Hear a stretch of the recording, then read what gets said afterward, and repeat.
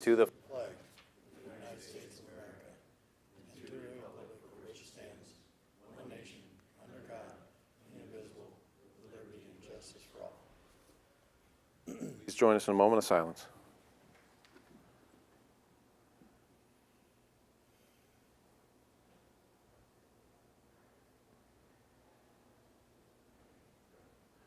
Thank you. All right, we're going to start off with citizen concerns. Any citizen to be concerned or voice anything that was not on the agenda? Chairman, I apologize. This issue is actually on the agenda, but I have to catch a flight and I got to take off. I just felt that I needed to be here for the memo that I sent you guys in confidence, and I didn't want to just present that and not be here. So it speaks for itself. I'll entertain any quick questions, but that's why I'm here. Go ahead. So my question, we received an opinion for the good of the public, if I can, 35 minutes before our meeting upstairs, so it's a pretty quick read. Okay. In order to try to digest your legal opinion, and this concerns the supplemental pay, whether it's the Board of Supervisors to approve or the sheriff. Correct. Just so everybody knows what we're talking about. We received, and I just read in the minutes, the Assistant County Attorney's opinion that stated that it was under the purview of the Board of Supervisors. Do you want to shed light of whether this confirms, contradicts, or can we ask questions? You said this is confidential, so I'm not sure to what degree are we able to engage. Right now, because if we get into this discussion, it's going to take a little while. And like I said, I think my memo speaks for itself. I've spoken with Joshua, so if there's any questions, he may be able to answer those. He may not want to answer those. But again, it's a confidential memo. You're welcome to disclose that if you want to, but I delivered it to you guys as a confidential memo. My suggestion is still out there, that we can discuss all of these issues or most of these issues in closed session. I know that was rejected before, but that can still be accomplished. Yes, ma'am. I'm just wondering, I guess, for the good of us, to what degree does Joshua, is he able to weigh in once you catch your flight, or does that make sense? Like, Yeah, I you know, totally where does get that put us when we have a question at this? It's you're put in a pickle. I get that, but again, it's unavoidable for me at this point, and so I understand that, and I'm only here just because I gave you that, and I'm part of that pickle that you're in, but I'm also in that pickle as well. So Okay. Because our office has some differing suggestions, but I just wanted to tell you and make sure you guys understood that my historical position on that issue is in line with the memo that I'm sending you. Can I ask one more clarifying question? Is there a difference of opinion between you and the Assistant County Attorney who says he indicated the amount of compensation beyond base salary for percentage deputies is determined by the Board of Supervisors? Those are the minutes, in the minutes that we're approving tonight. So I just want to make sure if you leave, Right. is Joshua able to give his opinion, or does his opinion need to comport to your? Do you see what I'm saying? I do. Your opinion doesn't right. seem to line up with the opinion he advised Right. the board. What I can tell you is the opinion that is delivered from my office is what I gave you. Okay. So Joshua's position will need to. I'm not going to get into that. Joshua and I have spoken. Okay. He can choose to comment or not comment on that. I can just tell you the opinion of the Woodbury County Attorney's Office is as it's disclosed in that confidential memo that I delivered to you. Okay. Thank you. Okay? Thank you, guys.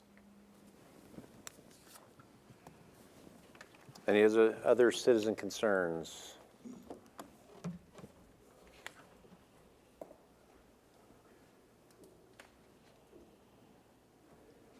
Mark, did you want to bring up, were you able, because we discussed out in the county whether or not you were able to pump to a different location?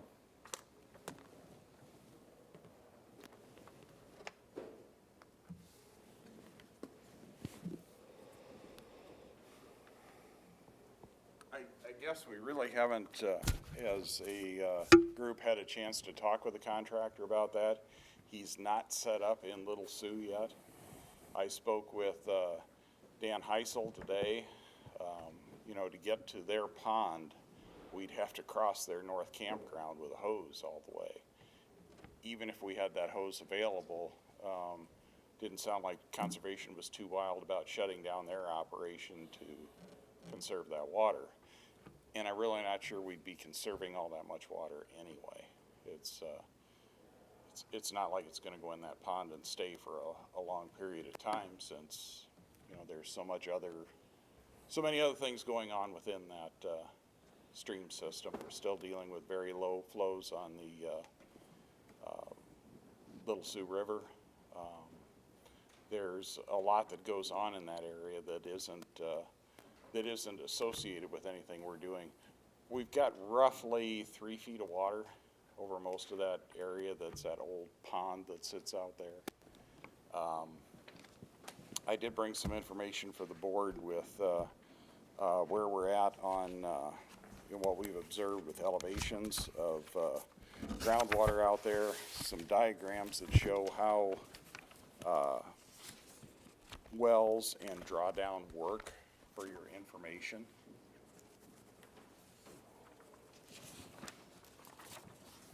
We probably should receive these. I'll move to receive it. Second. Motion by Radig, second by Taylor. Any discussion? All those in favor say aye. Aye. Aye. Anyone opposed? Passes 5-0. We are, I think first I'll have you go to the map that's at the rear there that shows the area in which we've been working. You know, the Bracy pit has more than fully recovered from when we did our mining out there last year. The Conservation Department did some habitat installation out there that has been successful. Their goose islands have water on, you know, surrounding them now at this point in time. The fish habitat they built is submerged. You know, that area is pretty well recovered. During the mining at Bracy Pit, we never stopped pumping. We couldn't. They were using a big, it was either a 12 or 16-inch pump, and that area is spring fed. We never had any concerns expressed by Pat Bracy, who was our partner in that mining up there when we were taking gravel out of there last year. She apparently didn't have any problems with her well, but again, she's in a different hydraulic area than these areas to the south. And, you know, it's our belief that with those ponds being spring fed and again, already recovered to levels that were pre-mining last year, it's an entirely different situation there. Little Sioux gravel pit's the next one shown to the south. That dark area there that runs along the trail. Right now, probably a maximum of 4 foot of water. Most of it's under 3. It's a very shallow ponded area. It doesn't hold a lot of water. We're looking at roughly 3/8 of a mile to get from the south end of that if we were to get to the north end of the Little Sioux Pond. And that would cause some disruption to conservation's park operations there to try to do that if we could find enough hose to do so. It is not part of the contractor's bid for production of gravel there. He's finishing up work right now in the Peters Pit where they're doing some enhancements for fish habitat and land use restoration for when now that we're done getting gravel out of there, except for what's stockpiled, we need to pull that out. But they're trying to get that ready for as water comes back and backfills it, that it is a successful fishing pond when we get done. You can see that we've got a well. If you look on the roadway there coming south of 31, I think that's O'Brien Avenue. There's a Little Sioux well there. That's a standing piezometer that we have in place. The first sheet that's on there shows what the elevation has been for that Little Sioux well, and then what the comparison is between the well and the pond elevations. Again, that's on the first page with all the text that you're looking at there in that information. We also have a well between ourselves and the Nelson property. If we go back to this front sheet here, you can see that we've got what we call the Peters well. That's the basometer that's near the fence line that's monitoring groundwater elevations. And then the next is the gravel pit next to it. So on each day when we were checking water in each of those locations, you can see where they were in relation to each other as far as gravel pit elevation and the well, groundwater well. The well was roughly 120 feet from where the edge of the water was in the early 2021 operations. You can see that the difference in elevation is anywhere between 2 and up to 9 feet. So groundwater at 9 feet, the pond elevation being much lower. So when you look at the aquifer, the water that's flowing through the ground, it's acting independently of what's going on with that surface water. Yes, we're pumping away surface water, but we're dealing with something that's different than what you're seeing and what's going on with the groundwater.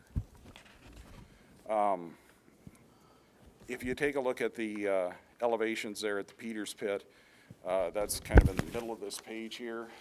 June 4th, 2014, we had an elevation of 1112.71. June 10th went up about a tenth. June 26th coincided with the 2014 flood event that we had in the county. You can see that the water in the pond level rose 6 feet, just about 16 days from the prior reading, but just about overnight when we had floods going on there. July 8th, it hit its peak at 1119.36. By July 29th, we had lost about half a foot. August, we lost another half foot. September, we had dropped 5 feet. You know, we got into a dry period again, and the pond and the rest of it out there went on about and did their thing. Then you can see too that where our elevations dropped to by October as we got into the drier parts of the year. So water fluctuates out there on that pond level. Again, not groundwater and pond level aren't equal out there. One of the figures was the pond's ability to recharge. Again, independent of what's going on in the groundwater, you can see that when you do get a severe event, and that rain in 2014 was between 6 and 8 inches in that part of the county. 1 inch rain on a 40-acre field drops about 1.1 million gallons on that field. So Mother Nature does recharge fairly quickly when you get significant rains out there.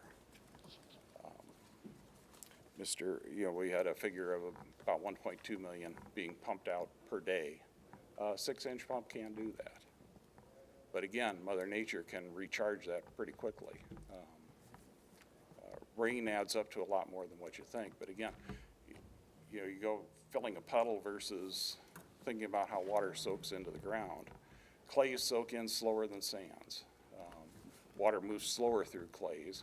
Water will actually perch, as you can see on some of the diagrams that are included with this, moving through the more granular soils, perched on top of clay layers or something else. This is what sandpoint wells typically look like. Is you've got an impervious layer, a layer where water is able to move, and then there's deeper aquifers that might occur underneath of it as well.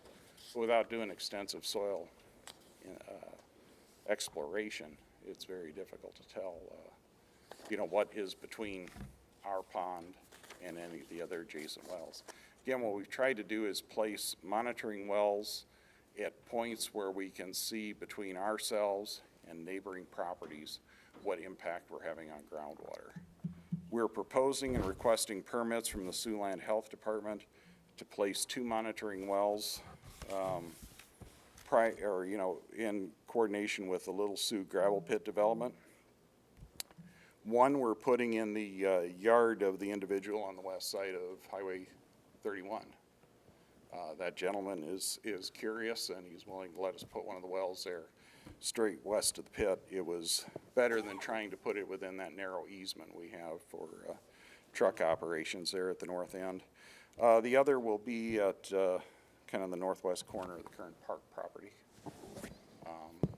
We've got a contract to put those in.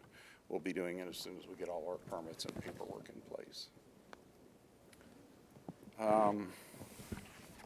I can answer any questions that you guys have.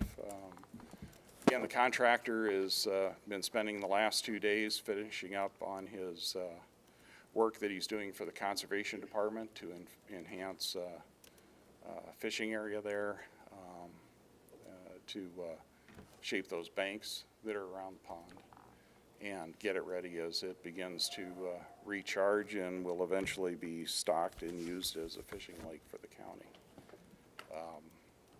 I would guess that gravel production, by the time he's got his plan and everything set up, probably won't be starting till early next week.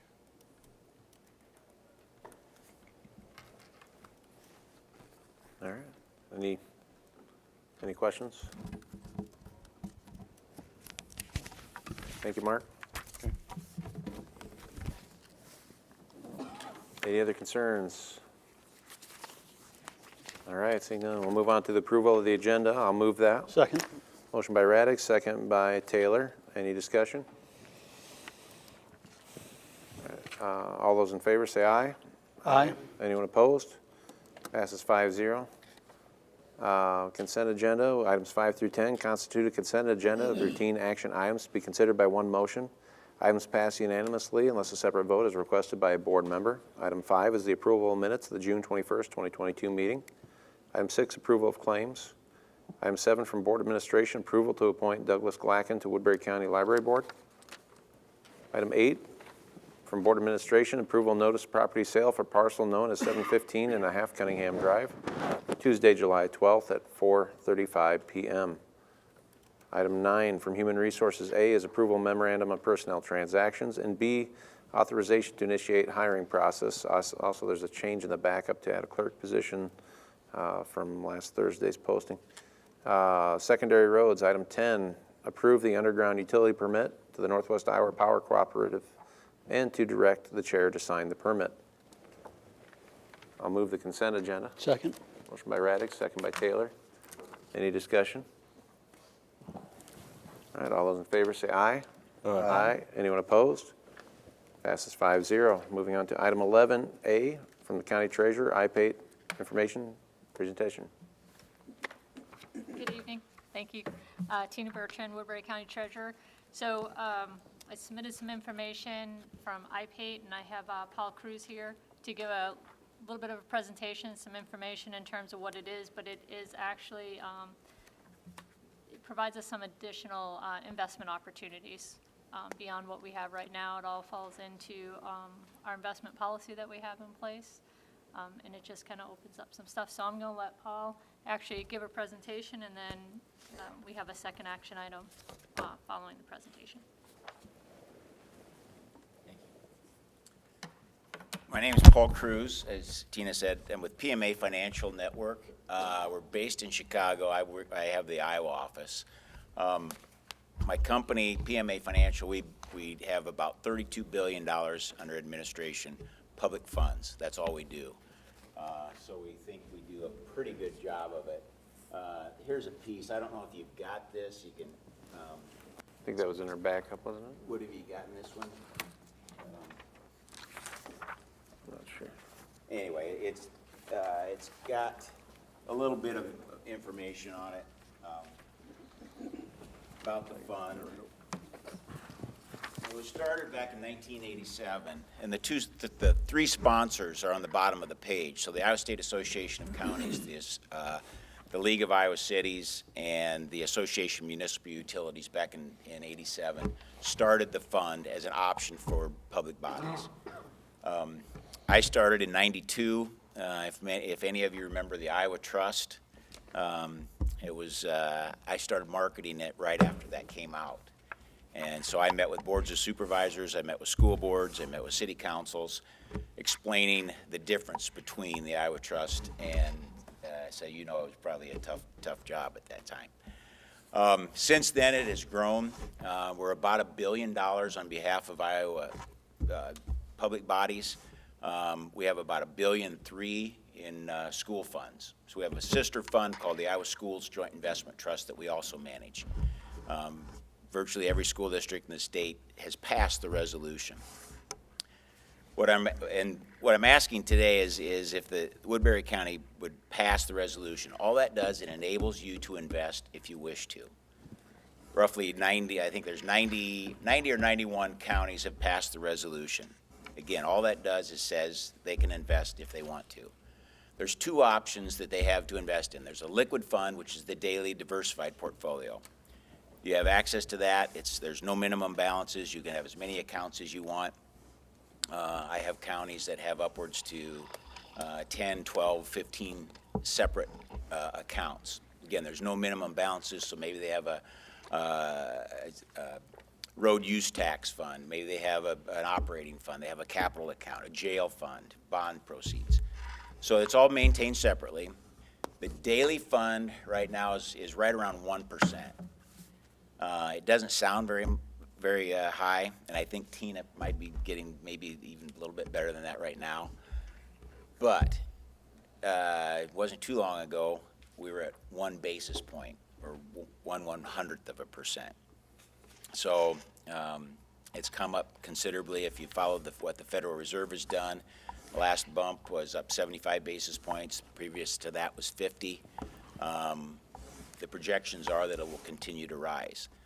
What we invest in is everything that the Woodbury County Treasurer can invest in by herself. She can invest in Treasury, she can invest in government agencies, and Iowa Bank CDs, and that's all we can invest in.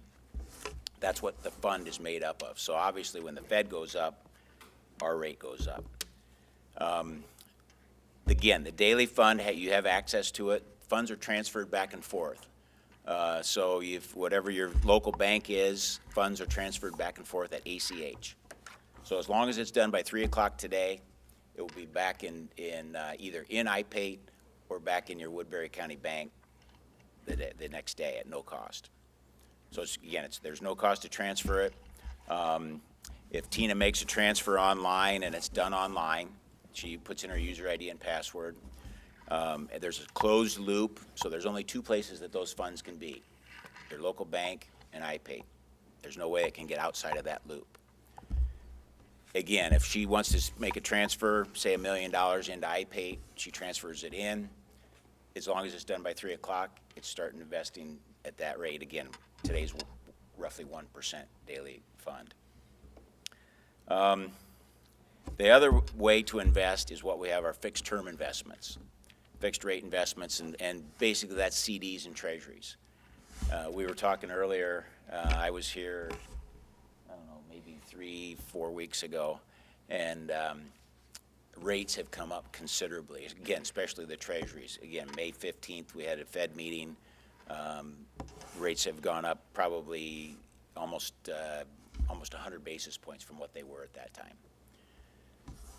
We do treasuries and we do CDs. We work with roughly 300 banks across Iowa.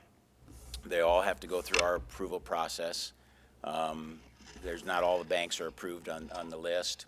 We contact those banks. So if Tina has a CD that she wants that's maturing, she'll contact me, and I'll go out to our banks. We'll get a bid, and she can do with it what she wants. The beauty of it is it doesn't cost you anything, but she can go take it to her local bank and say, look, here's what I got through IPATE. Will you match it? I get it, you want to keep it locally. Most board supervisors want to keep it locally. But again, if we can get you a better rate, again, only maybe just by using IPATE, that's great. Again, it doesn't cost you anything. Again, passing the resolution, you may never invest. But you can't invest unless the resolution is passed. I've got, I think I was telling Tina, there's a guy by the name of Warren Steffen, who's the Howard County Treasurer. He's been there, he's retiring this year, he's been there 32 years. He's got some money in IPATE, but I saw him at a treasurer's conference a couple months ago, and he says, he goes, we've never invested very much, but he goes, I use IPATE every month because my bank knows what the IPATE rate is, and that's what they match. So he keeps it in Howard County. Any questions from the board? How many counties of Iowa's 99? 91, 91? yep. Thank you. And it's all the way from Polk to, Eppanoose to, so. What'd you have there, Tina? Well, I just wanted to add a couple of comments in terms of when Paul came by a couple weeks ago just to drop off some rates. Oh, sorry. Oh. Sorry. To be able to, when he stopped by to drop off some of the rates that they had, we did have a $500,000 CD maturing, and we had put it out trying to get some information in terms of what the new CD rates. The last 12 months have been horrible for rates on all of our CDs. So we've been rolling everything for about a 12-month time period because it was the best investment that we had at the time.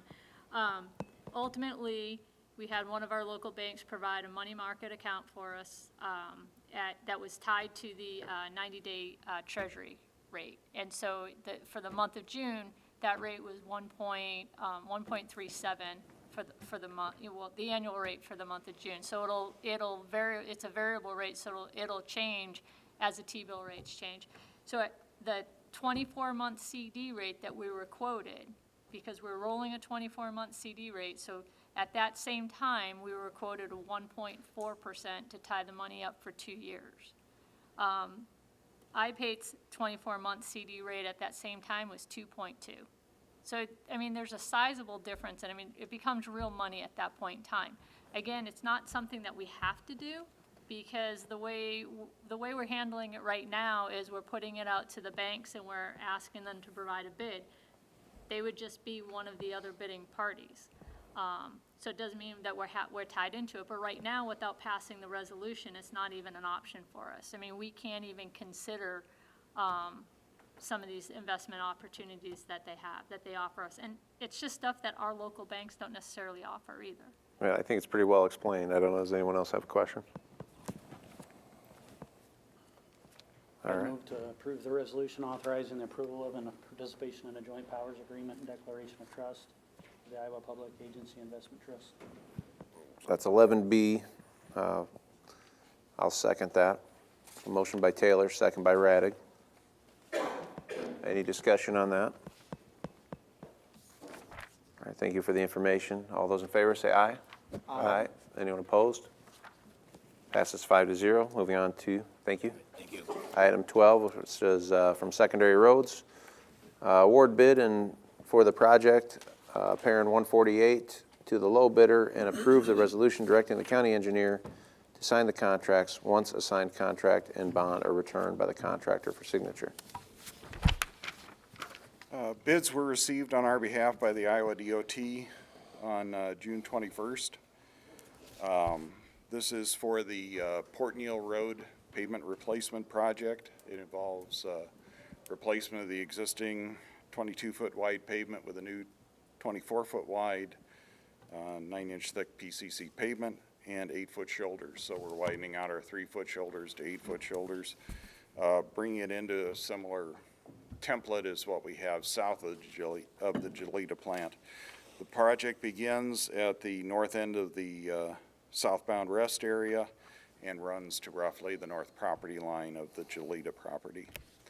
The low bid was from Steve Harris Construction for $3,017,847.01.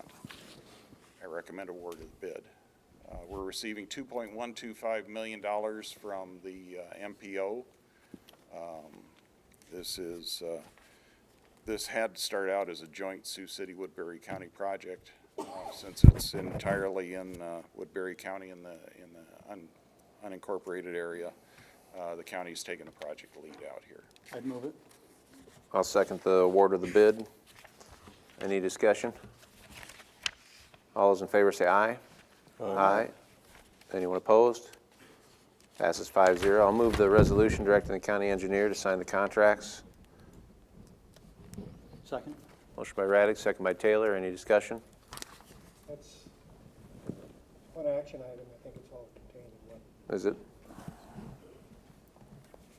So you're working on giving the authority to sign. So, If the board would like to know, we did have 5 bidders on the project.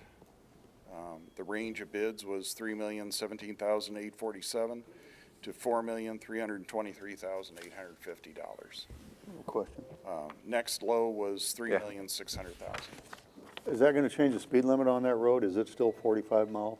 At this point in time, we did not look at changing the speed limit from 45 to 55 there. Okay. That could be studied afterward if, I think a lot's going to depend on what might build up in that area. I'd say it would be within the realm of possibility that once we get south of where that bend is, where the city's project comes online with ours, that it might be worth considering raising that speed limit through there. You got about 12 extra feet there of Well, yeah, you know, again, the widening should assist the agricultural operators in the area as well, because they'll be, they won't be having to encroach into the other lane with a solid shoulder out there. Sounds good. All right. So moving on to item 13, thank you.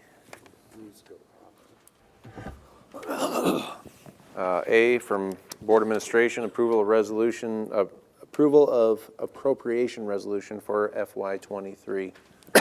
Okay, what this is reiterating what we did pass March 28th and adopted the budget that we actually certified to the state. It was certified by service area. I think there's 9 service areas. We could go further.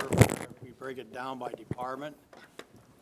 In this case here, this has to be passed or the auditor to issue payroll and claims for next fiscal year. It does include the amounts. I did include as backup 6 pages of what each one of these codes mean, so you can identify back and forth. These are the amounts that were approved directly through public hearing. This here actually breaks it down officially to each department division by fund. This is one we do every year. It's an annual deal to get done.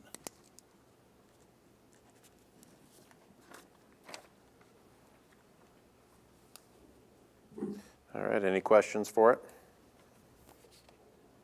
I'll move the approval. Second.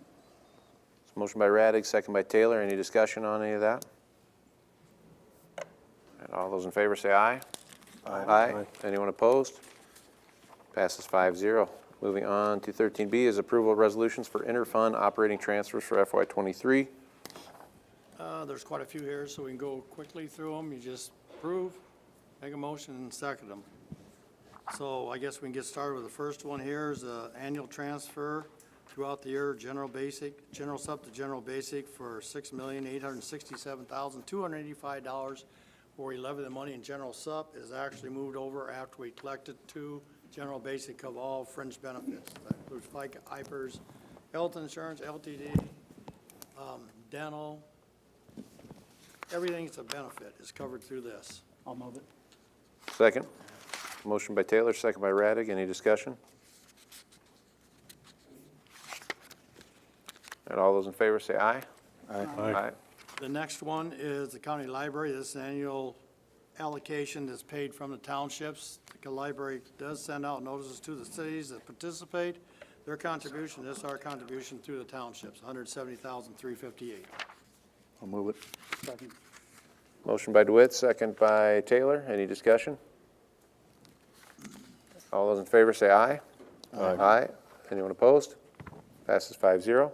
The next one is rural basic service, secondary roads. This is $1,611,000 minimum levy, so we don't jeopardize our one-for-one loss from DOT state. And that is done, we do this semi-annually, but can't exceed $1,611,000. Move it. Second. Motion by Taylor, second by DeWitt. Any discussion? All those in favor say aye. Aye. Anyone opposed? Passes 5-0. Gaming revenues to debt service, this is our second of 2, $50,000 to help reduce the tax asking and the debt service. Move it. Second. Motion by DeWitt, second by Taylor. Any discussion? All those in favor say aye. Aye. Anyone opposed? Passes 5-0. The next one is local option sales tax, the rural basic fund, $292,000 maximum. That is to cover the cost of our rural economic development department. Move it. Community Development. Second. Motion by Taylor, second by DeWitt. Any discussion? All those in favor say aye. Aye. Anyone opposed? Passes 5-0. A little side note here, we budgeted 294,000 this year. I'm only moving 245,000 because we're minus the director. So I did save money there. The money was kept in local options instead of moving it over. So it wasn't spent. Next one, local option sales tax, rural basic. This actually covers soil conservation. Allocation 39,000. Move it. Second. Motion by DeWitt, second by Taylor. Any discussion? All those in favor say aye. Aye. Anyone opposed? Passes 5-0. The next one is closing out the EMS loan fund to debt service. This will close out this fund that we did away with the loans last year, so it covers this year and next year. Now take care of the fund. This is used to reduce tax asking. Move it. Debt service. Second. Motion by DeWitt, second by Radig. Any discussion? All right. All those in favor say aye. Aye. Anyone opposed? Passes 5-0.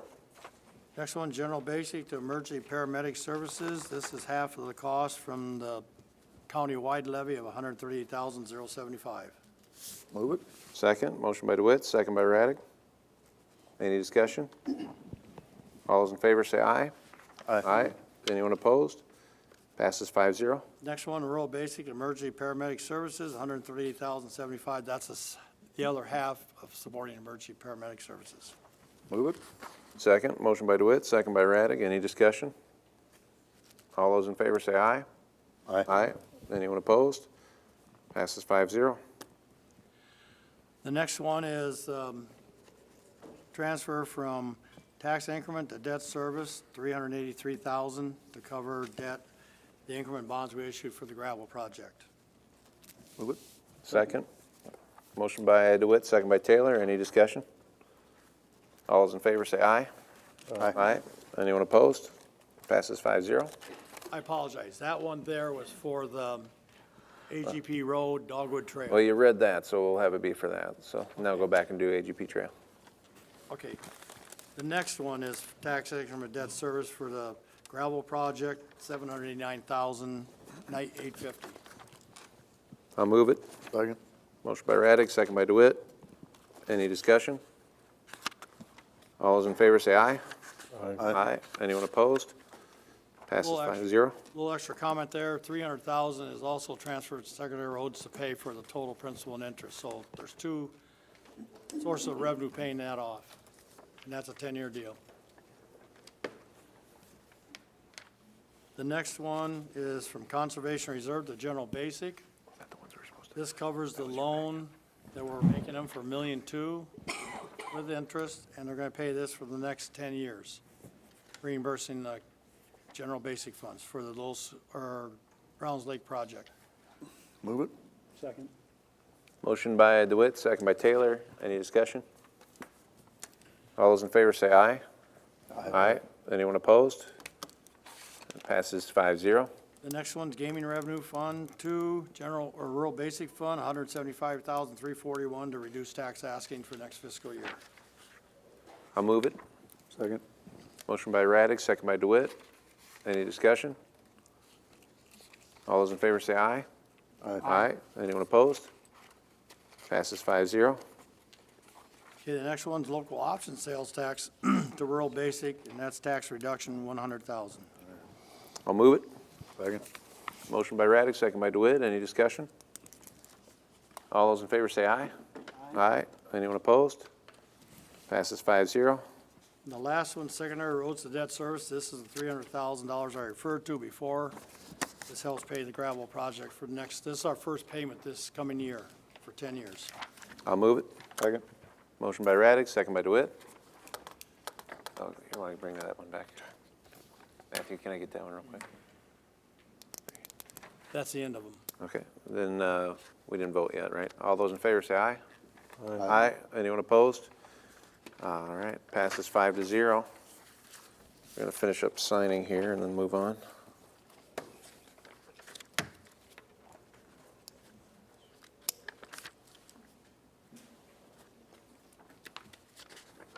These all go to you, Dennis?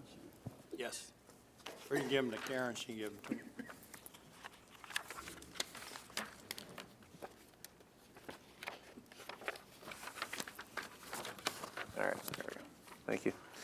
All right, moving on. Item 14 from Board of Supervisors, approve or deny the sheriff's request for supplemental pay. We had our discussion last week. I figured since that was essentially making a claim to the auditor, the Board of Supervisors didn't vote on that as a claim. So I feel legally we should have a vote as the Board of Supervisors since we are essentially the purse strings of the county. So I would move to deny that claim. Second. Motion by Raddick, second by Taylor. Any discussion?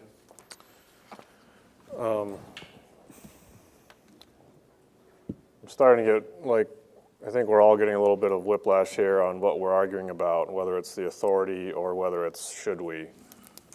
The sheriff hasn't technically made I don't think the way it was brought forward was particularly conducive to bring it as an action item and then informationally to inform the board that action was going to be taken, which I'm not sure has actually been taken, and then we're asked to deny what I don't think he would say is a request. So I'm just, if he did make a request, there was some confusion last meeting about which fiscal year it came from. And this item is what, just a wholesale perpetual denial or for a certain fiscal year? Does that make sense? Yeah, it's basically, I'm seeing it as he came, said he emailed the auditor to pay supplemental pay, which he thinks is his legal purview. I think Iowa code says it's the Board of Supervisors. So legally, I think we should deny the claim if we're so bent that way. If you feel like we should pay the claim, then vote that way. But, so my motion is to deny it. And I think basically, from this point on, the auditor has the sheriff's request, he has the board's wishes, and he has two different legal opinions. The auditor can decide, and we can maybe let either the legislature in the future clarify this, or judges decide it. But I think we have the sheriff's position, but we don't have the board's position on record, so I think we need to have a vote on it. I think the other thing, Supervisor Ung, is in consulting our legal advice, and I'm specifically referring to Assistant County Attorney Joshua Whitman in terms of what actions are appropriate for the board and what is clarifying as far as the board's position, because last week it was, we don't want, or the sheriff asked that it go from an action item to informational. So then the board was not allowed to take action based on that. So this would give, per that advice, unless that's wrong, the clarifying position of the board. If I may, for just a second, and I'm not going to speak for the county attorney's office, but I want to commend PJ for taking the time and putting in the effort to go back and review a lot of data, a lot of video, a lot of things that were brought to the attention. And I believe to say that there are competing or differing views from the county attorney's office is inaccurate. That is not what PJ told you. The opinion of his office is what is in that memo. There is no competing, there's no competing views. Okay, well, then then I'll let Joshua speak, but I think just so it's clear and on public record, the county attorney's office opinion is in that memo that you received this afternoon, and that's based off of a review, a deeper dive and a deeper review than what perhaps had been done.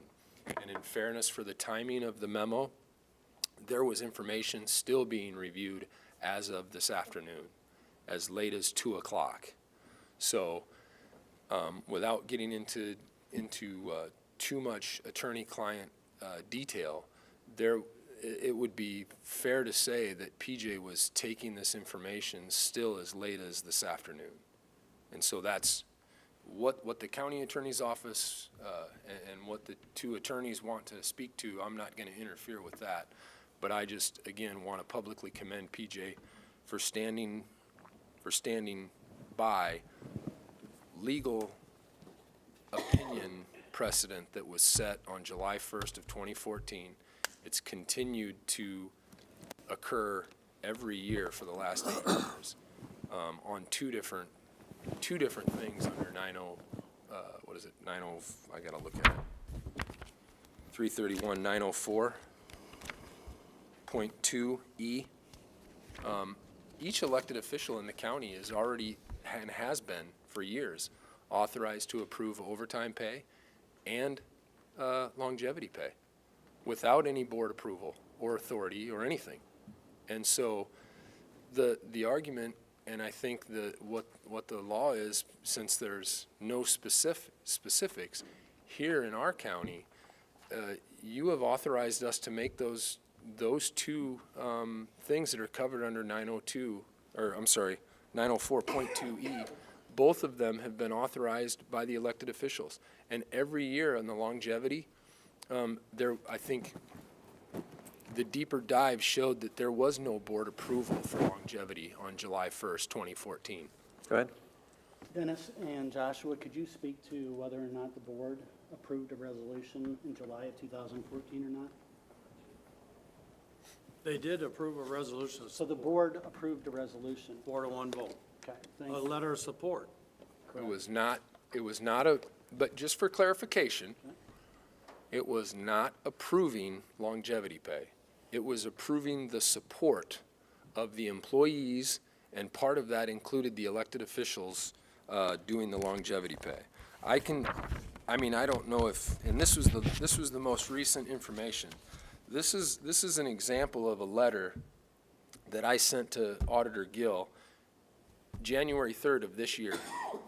And it says, under Section 331-904 of the Code of Iowa, longevity payments made to deputy officers of the auditor, recorder, sheriff, and treasurer are allowable and excluded from the statutory limitations placed upon their base salaries, which I think everybody agrees on that.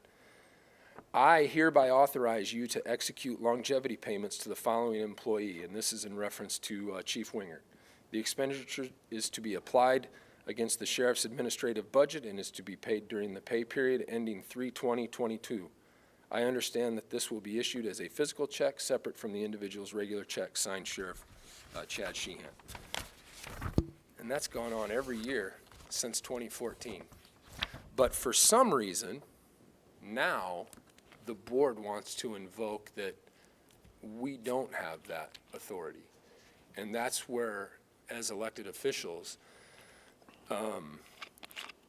it seems that the separation of the offices, it's clearly been done. And so if it's done in 2 of the 4 specifically mentioned in code, why would you now feel that you can intervene on a 3rd, but not the other 2? They're all in one section of the code.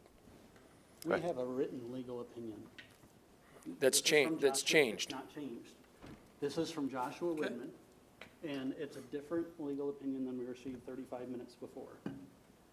And the minutes say, he indicated the amount of compensation beyond base salary is determined by the Board of Supervisors. I won't I'll speak speak, for. I'll speak to that. I think the minutes are accurate as far as what I stated at last week's meeting. As far as whether there's a written opinion from me on the issue, I can't hear you, Joshua.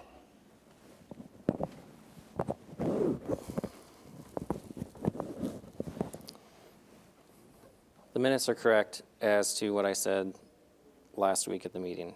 As far as whether there's a written opinion, I did a legal analysis for the board back in March. That was directed towards not specifically the sheriff's office or this specific fact pattern, but in general, is supplemental pay an option? Is it allowable? Does it count towards the 85% deputy pay?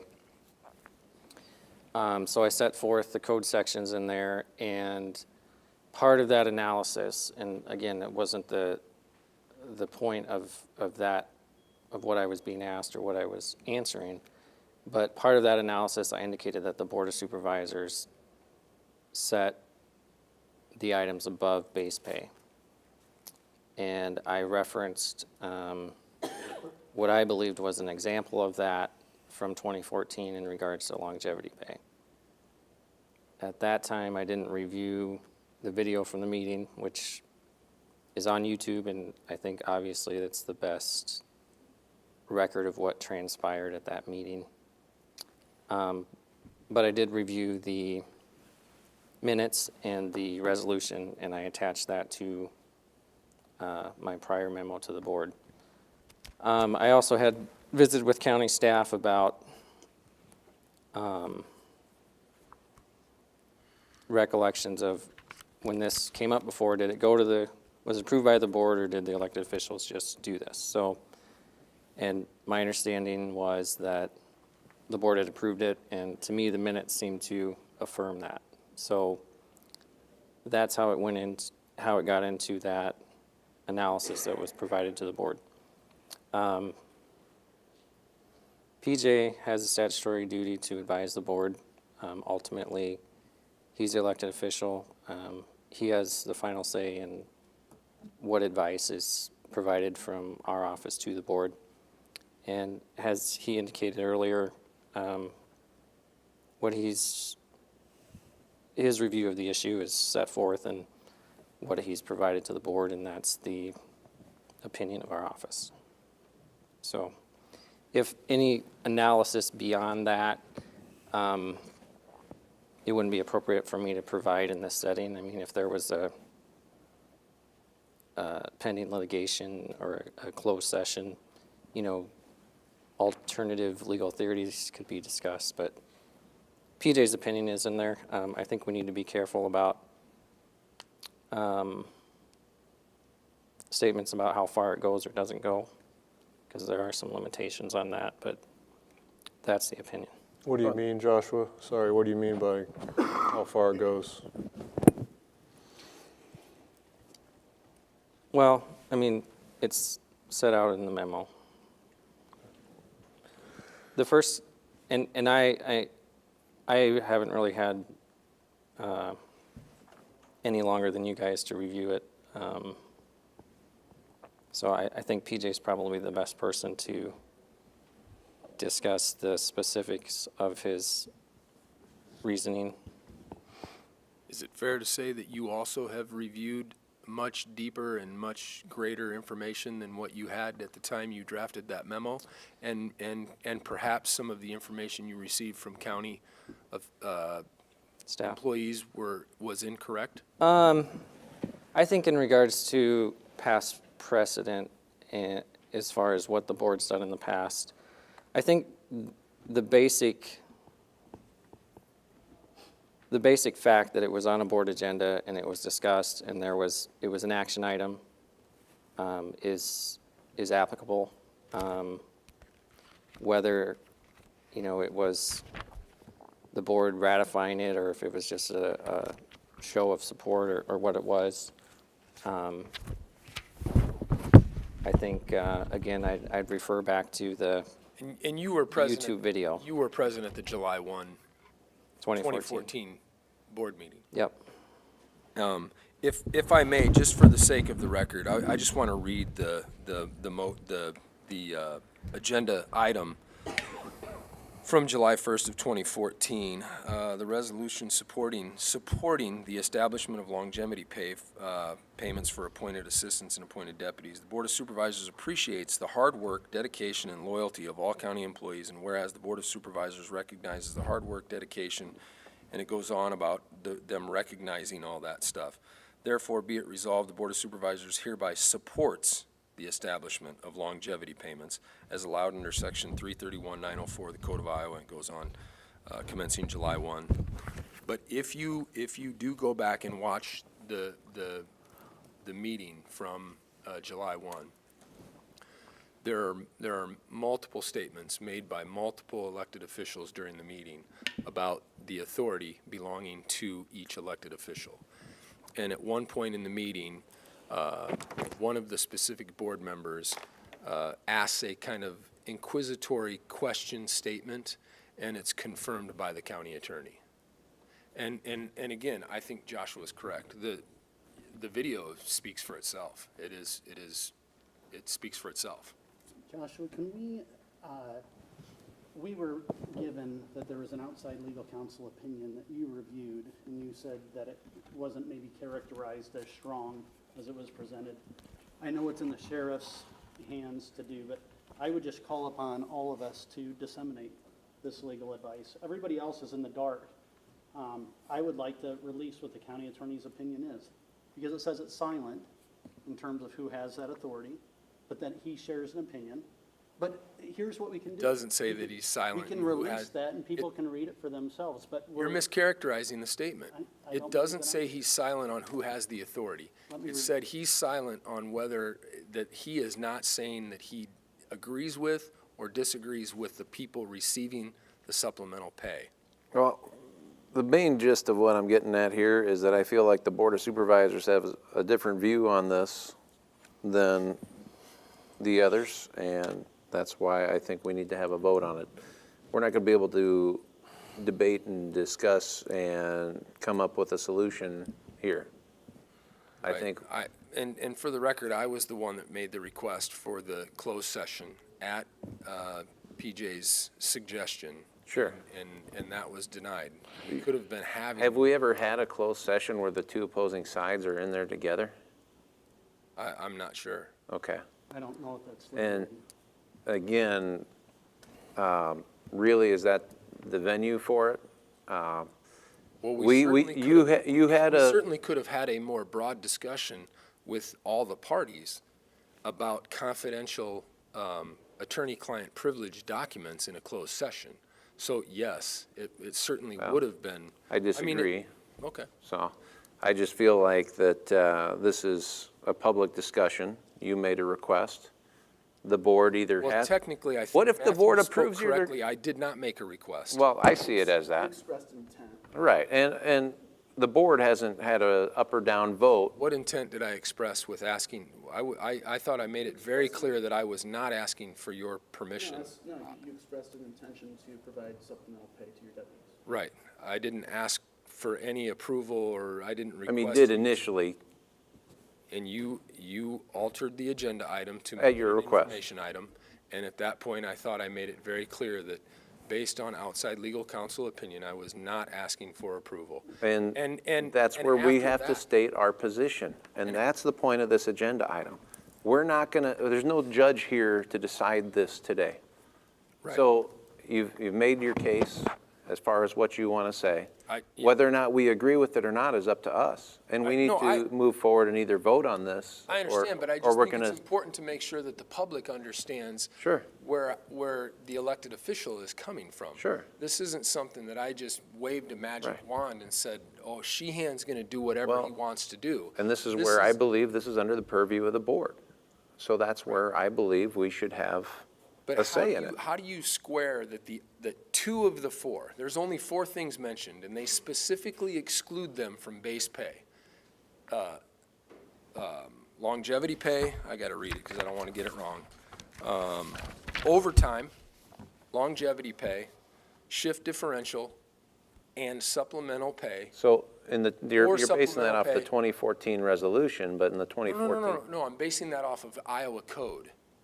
Iowa code specifically reads in the 904 You had .2E. .2E, right? It specifically says that as used in this subsection, which is 2A, B, C, and D, quote, base salary, end quote, means the basic compensation excluding overtime pay, longevity pay, shift differential pay, or other supplemental pay and fringe benefits, period. It goes into a different subsection. the argument, and this came up after the board meeting. This was after the board meeting, and I then went back and started looking at the other information and bringing new information forward, was that I approve overtime pay, Pat approves overtime pay, Tina approves overtime pay. PJ, if there was overtime pay, I talked to him, there's not overtime pay or very limited overtime pay in the county attorney's office. But we approve that. You approve it in our budget, and I don't dispute that you are the purse strings for the elected officials. That's not in dispute here. I'm not saying that you're not. But see, that debate was had from January to March of 2021, because what we're talking about is fiscal year 2022. So that debate was had in January to March of 2021, and you allocated those overtime funds for me. And if I was going over that, right, and I had to ask for more overtime, I understand. But see, from a day-to-day basis, I authorize the overtime. I authorize the longevity pay. And so how is it good for those two but not any of the others? Because I think there's a difference between overtime and supplemental. I want to read, and this is the one How sentence. about this is the one longevity? sentence I'm going to read for Okay. PJ's opinion. In conclusion, I will reemphasize that the law is silent as to specifically whom between the Board of Supervisors and the sheriff has the ultimate authority to approve supplemental pay, end quote. Okay, we'll read the rest of it. Yep. Based on your prior positions taken by this office and the Board of Supervisors, it is my belief that authority lies with the sheriff. Okay, thank you. You're welcome. Now, the opinion of this board is that it ultimately lies here, right? And So you're he's gonna- saying that the law I'm is, just- he's saying the law is silent based on the prior positions of what this board has done. Right. And in his reading, it lies with you. That goes in with the outside legal opinion that I saw, was that it doesn't give you, there's nothing in the law that specifically says it has to come from you, that it has to be also said it would approved. be a risk. And it right, doesn't, Sheriff? no, that, I It would be a think, risk for you to do. That's that what the no, that outside legal opinion- that opinion Would has- you release that? that opinion, no, because the legal opinion, all this other deeper dive stuff has occurred after that opinion was issued. And that's the point. I think what you have in your hands is the most up-to-date, the most information that's been reviewed, and that's the legal opinion that was given to you by the And county I attorney. disagree with it, and you haven't changed my mind. And you disagree with your own county attorney. Yeah. Okay. Can I ask a clarifying question? And this is for Pat. In my view, I think that part of the reason this is on the agenda is for Pat's benefit. Pat, do you think that a claim has been submitted to your office? And beyond that, do you have the ability to pay it absent board approval? I'm just going to go back to July 1st of 2014. I put that on the agenda at that time, and I had conversations with the county attorney's office. And that agenda item was put on there, and it was for transparency purposes. At that time, I believed, and the county attorney agreed with me, that it was up to the elected officials to make that determination for that section of the code. That section E that he references was not in there for the other elected officials prior to 2007. 2007, they added that section E to the other elected officials, my area, okay?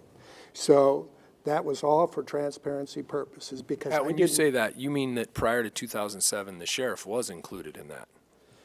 The sheriff was in 2007. 2007 is when they put that same exact language in for the rest of the elected officials.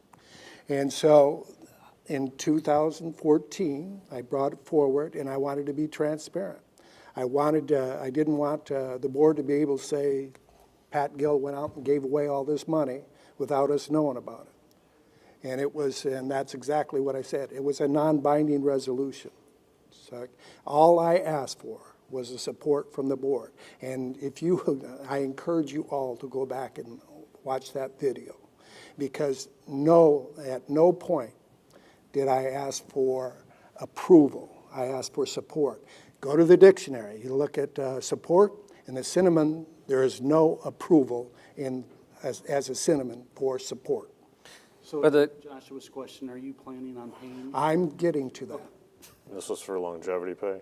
Pardon? This was for This was longevity for pay. longevity pay.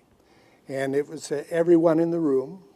Joshua was silent during that period of time, but PJ did agree at that time that it was the elected officials that were up to do that.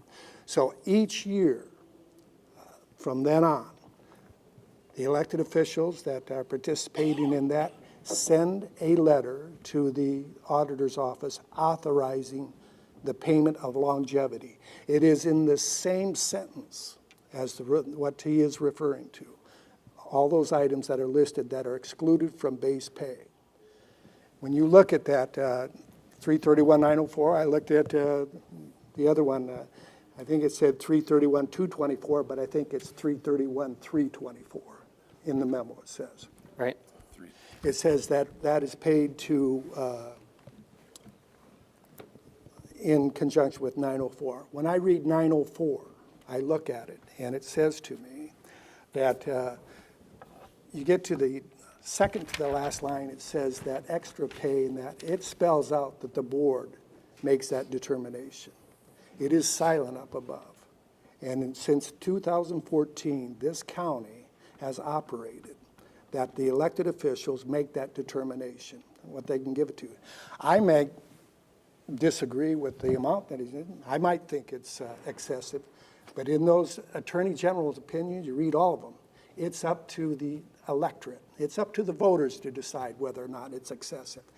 And Dennis Butler has always told me that when it comes in, and Attorney General's opinions support that, is that once you approve that budget, you have limited oversight, but you do have oversight, and that's what you're trying to do here. The limited oversight is that you have to determine whether the claim is for a legitimate purpose and whether it's in the budget, whether you can approve it. That is my reading, that is my understanding of what I've always been told about the way that it works, as far as the supervisors doing that. Now, I need to I'm stuck here in the middle. I agree with the sheriff because past precedent, we've been doing it. We did it since 2014, and nobody has said a word until now. It's like the Supreme Court has come in and reversed it, but it isn't. Can we, because you brought up the amounts, can you pull those up so that the public knows what we're talking about in terms of the 56,000 for 5 individuals? Yep.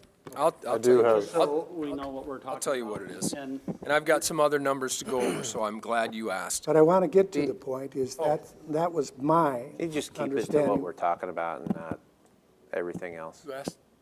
Sure. You want me to answer the question or not? Just the question. I'd like to hear from the auditor. Here's the position that I'm put in. If you're going to vote to deny this, then I'm put in the position that I have to go back to what Joshua said last week when I read the meeting, is that I have safe harbor.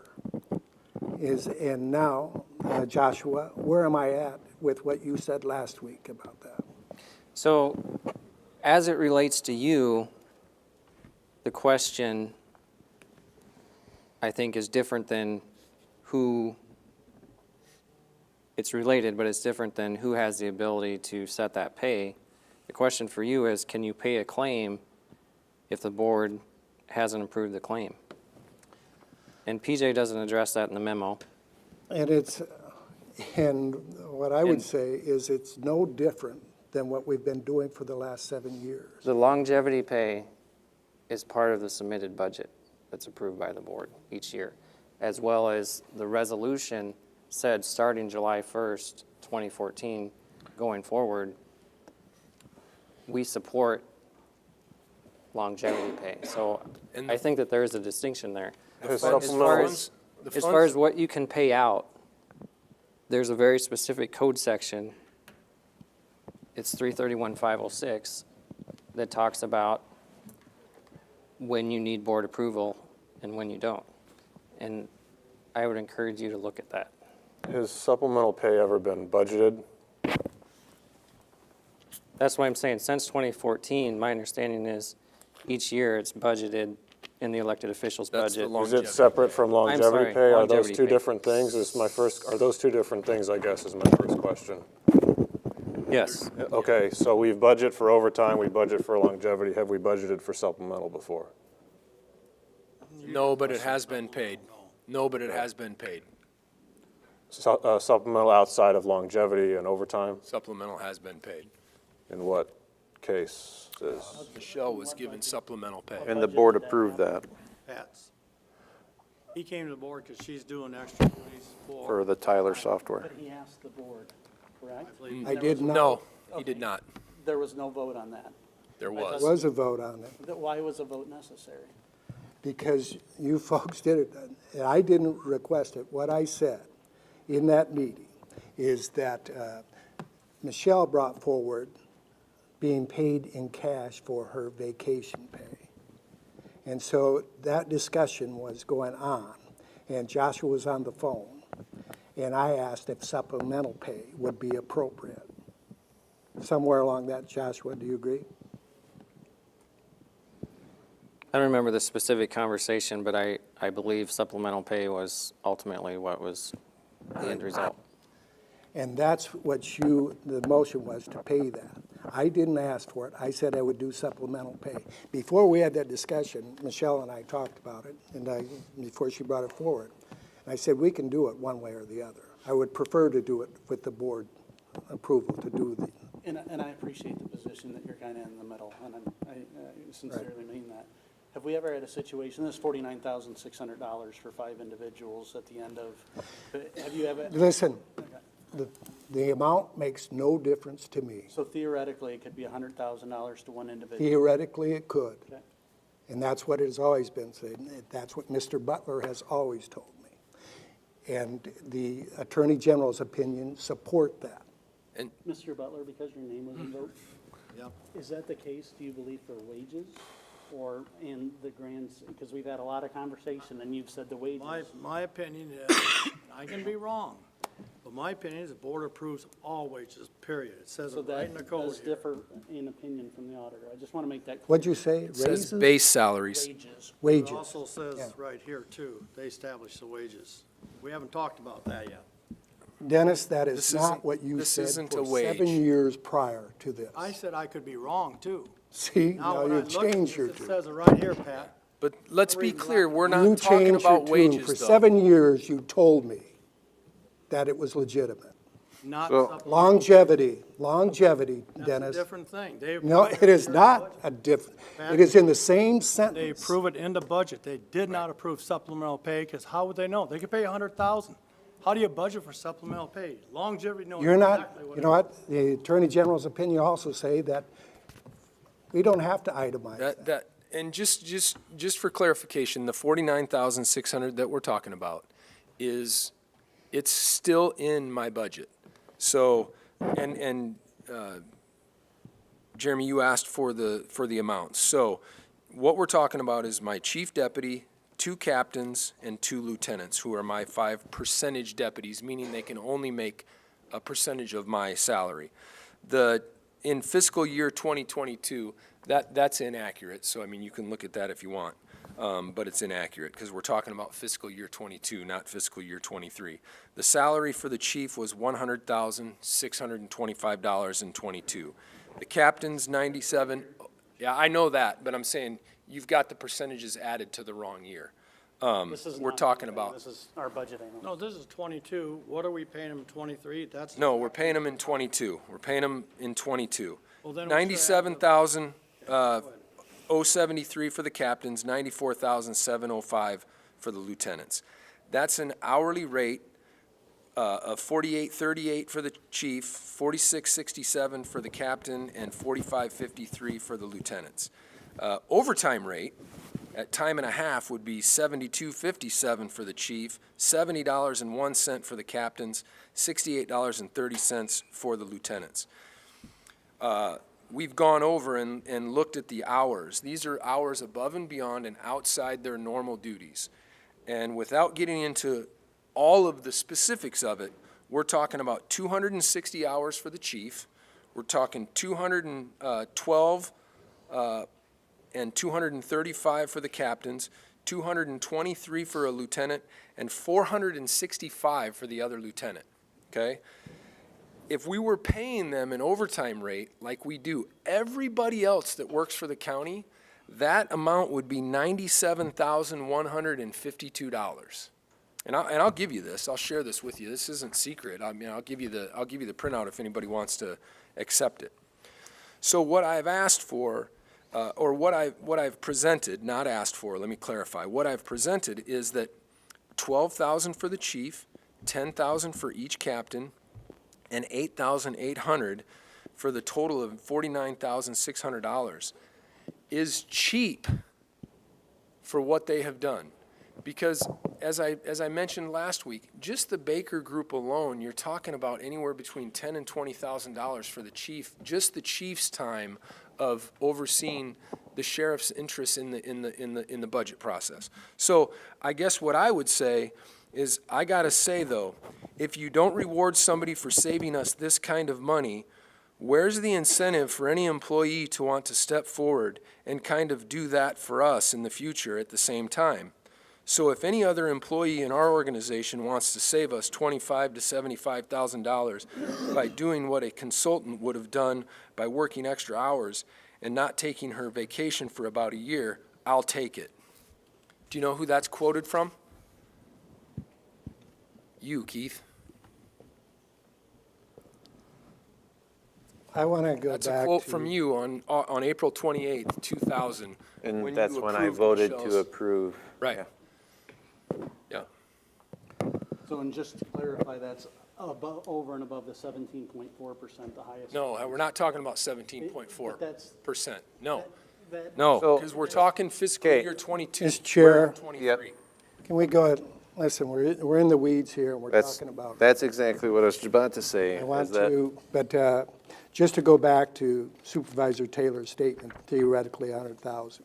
Theoretically, it could do that, and that's what I've always said, is that, but that would, I don't think he would be in office very long if he authorized a $100,000 payment if it was in his budget, because the voters make that determination. What I'm asking now is that Joshua now has brought up, Joshua apparently is issuing an opinion at this point that it's not legal for me to pay a claim that the board is denying. So Can I will have you ever paid a claim not approved by the board? I believe that that is what occurs every year when we do longevity payments. But in 2014, the board said we And in support the 2014, establishment of in longevity 2014, we talked about that being a non-binding resolution. And even those folks in the room were talking about, it wasn't understood whether it was for a year or continuing on from there. It was just for transparency purposes that I brought it forward. I was the one that brought it forward. I know what I was talking about. And so since then, I've gone on the opinion from, I've read from Attorney General's opinion and Mr. Butler's opinion, that that was up to us to make that determination. And you have approved those claims when they come through. So I don't know why I wouldn't do anything different here. But if you're saying that they're denying the claim at this point, then I'm going to put on the agenda, request the agenda, is that to give me permission to outside legal in order to make a determination and take it to a judge to determine where this is at. With that, and go ahead, Supervisor. No, I'm not trying to belabor, but I don't feel like I feel like we need to discuss. I want to know the answer to this question, and I just had it rolling around in my head as we've been talking about precedent and things like that.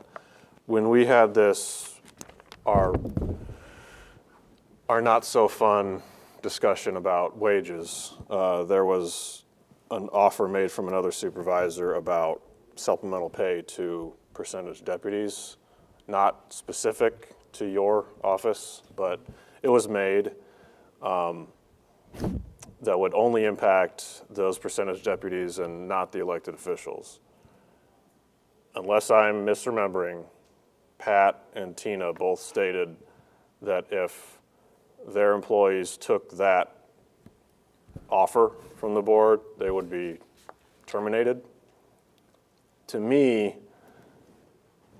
if those two elected officials, and I'm bringing them up because this has other effects, what we're discussing here, if those two elected officials believed that they had the authority over that budget mechanism, why would they not just keep their employee and not pay them?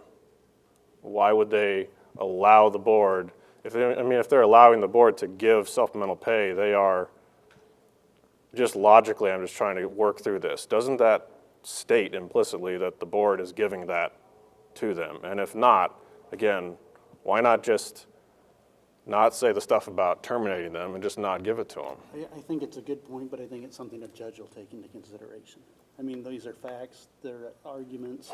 I don't think we're gonna work this out today. I think the board needs to act. Well, I don't want to go to a judge. I want Well, some it's- clarification I for don't know if we're myself. gonna come to resolution. Those statements were made. It would seem to somebody on the outside looking in that it was seeded, that that was something that the board could do and that they would react to that. But that's something that facts are weighed into by other people. I just think we need to do, as separately elected officials, what we need to do. The auditor, I respect him. He needs to either deny or approve the claim. The sheriff, I can appreciate his position, but we're not gonna solve this. And if I may just, I'll let Tina answer, but for me, I believe the argument at the time of the budget process was that it should be the elected officials who do this, not an end around the elected official with the people that are working for us, because it does create an issue for the people that are in that situation. And that was the issue. And then one other point on the judge and the litigation and whatever else. Just so the public is well aware of what you're preparing to do, is block the autonomy of the elected official, which has been allowed and has been done in Woodbury County for sure since 2014, to block that and then perhaps cost the taxpayers of Woodbury County more than the money that we're talking about right now that is already still in my budget. And we had those debates during the budget process. So, I mean, I just want to lay it out there so that because not only do the voters decide whether I've done a good job, they're also going to decide whether every other elected official has done a good job. So when you get into litigation, I think it's important to be mindful that it could quickly be greater than the numbers we're talking about. And so I think the taxpayers should know that that's part of the equation that you all are taking into effect. Interfering with the authority, the autonomy of the office, and costing the taxpayers more money in the long run, just to get that out there. And just to be clear, we didn't go to outside legal counsel 5 days before the end of the year to pay 5 individuals $56,000 after giving 17.4% to them. Go. Okay, so just to clarify a few things, and I'd have to watch the YouTube video to see exactly what I said, but to address Supervisor Ung's comment, I don't believe I made the statement that I would fire my deputies if they accepted supplemental pay from the supervisors. I stand in the same position that I believe the sheriff has and the auditor has, that this does come into a position of the autonomy of the offices. And those deputies, what I do believe I said, what I believe I did say, was the percentage deputies work directly for the elected official. They work on our behalf. They work for us. And yes, we do have the ability, okay, to hire and fire, but we have that ability to hire and fire pretty much anybody else in our office too. We still have the ability to hire other people. So, thank you, but I feel like we need to, as a board, either state our position or get off this, because we're talking about everything but what is on the agenda here. I have two questions. No, let me I just, just want to respond to one thing that he said about the 5 days or whatever it was before the deal. That's part of being a fiscally responsible person, to look at the budget and know what's there. And so, I mean, we're talking about having, our budget, my estimates is that we're gonna have at least 161,000, maybe as much as 200,000 that's gonna go back. I couldn't make that determination 3 months ago, right? It would have been irresponsible for me to make it 2 months ago. But as time got closer and I could look and consult with our budget clerk and talk to Dennis, it gives me a clearer picture of what I'm able to do to take care of the people that are doing the heavy lifting for the county. And that's, but let's be honest about and I who's need to doing the respond to work. something else here. Can we And be fair, though, you said for FY '23 on your original. I know, said so I next made year a, I have to so I made a all right, mistake. so let's stop. And next Fiscal year, responsibility is brought up. You questioned us as far as how can we explain our position if we're looking at a potential to resolve this legally. If we don't resolve this and figure out whose purview it is, every year from here till eternity, we could have requests like these coming up at the end of the fiscal year. So I think as a supervisor, I want to know, do you have that authority or not? I want that clarified. I think that's important. And I think it's worth spending the money on the outside legal counsel to have that clarified. So we know, are we going to have to look at everyone's budget and see where they're at? Because you see you have 200,000 left over and you say, okay, well, let's divvy it out, let's spend it, right? right, And, right. and I think that's fiscally irresponsible. I think that should go back to reserves, and that's my position. And So quite frankly, you want the employees, you want the administration of the sheriff's office to work for free, then, is what you want? no, they're paid. They're compensated quite well, and they just got the biggest raise in the history, But they're- as far as I but could they're tell, Woodbury compensated County. for a And that's 40-hour not work even week. on the agenda right now. You keep going into the weeds. Now, I'm very patient on this, but I'm trying to discuss what we're doing today. Now, is the board going to approve it or not? That's our position to make that. Yep, and thank you right? for clearly evidencing your power struggle here. No, You it's just conveyed. it's clearly the power of the purse lies in the Board of Supervisors. And, And that was done in and- the budget process. right. And then it ends March 29th when the budget's But certified. seeing how it's been playing out the last few weeks of this fiscal year, I'm not too enthused with the fiscal responsibility. I, as a taxpayer, am very upset. But as a supervisor, I have a position to stand for and make. And that's why this is on the agenda. That's why I made a motion to deny it. And I think we should either vote on this or be done. I still have two questions, Go ahead. Mr. Chairman. First one is for Mr. Taylor. Are you relying, I'm confused with what you're asking because you keep saying that we have differing legal opinions. So which one are you relying on? Are you relying on Mr. Whitman's or are you relying on Mr. Jennings? Because, Relying on Mr. Whitman's, and But- so much that do you want me to answer this? Or do you want to? please do, let's get this over with, but I still have a question. Okay. So I'm relying on Mr. Whitman's insofar as he gave us a written legal opinion, and I think is reiterated tonight, that if we deny a claim, that it's something that the auditor has not historically approved. Didn't you say that that was not a written legal opinion? I have one. And I'm not trying to get this thing So- extended into midnight here because we've had them and so was that your legal opinion or was I it did a not? memo previously about the possibility of supplemental pay. I think, and I agree with Keith, the issue before the board today is whether to direct the auditor to pay this claim or not. It's related to, the sheriff has his reasons for putting it forward and submitting it to Auditor Gill, but it's a separate legal issue. And, Pat kind of asked earlier whether it was an opinion. from me or from our office as to whether a claim has to be approved. And I'll say yes, it's clear in the code. The auditor cannot pay a claim unless it's been approved by the Board of Supervisors.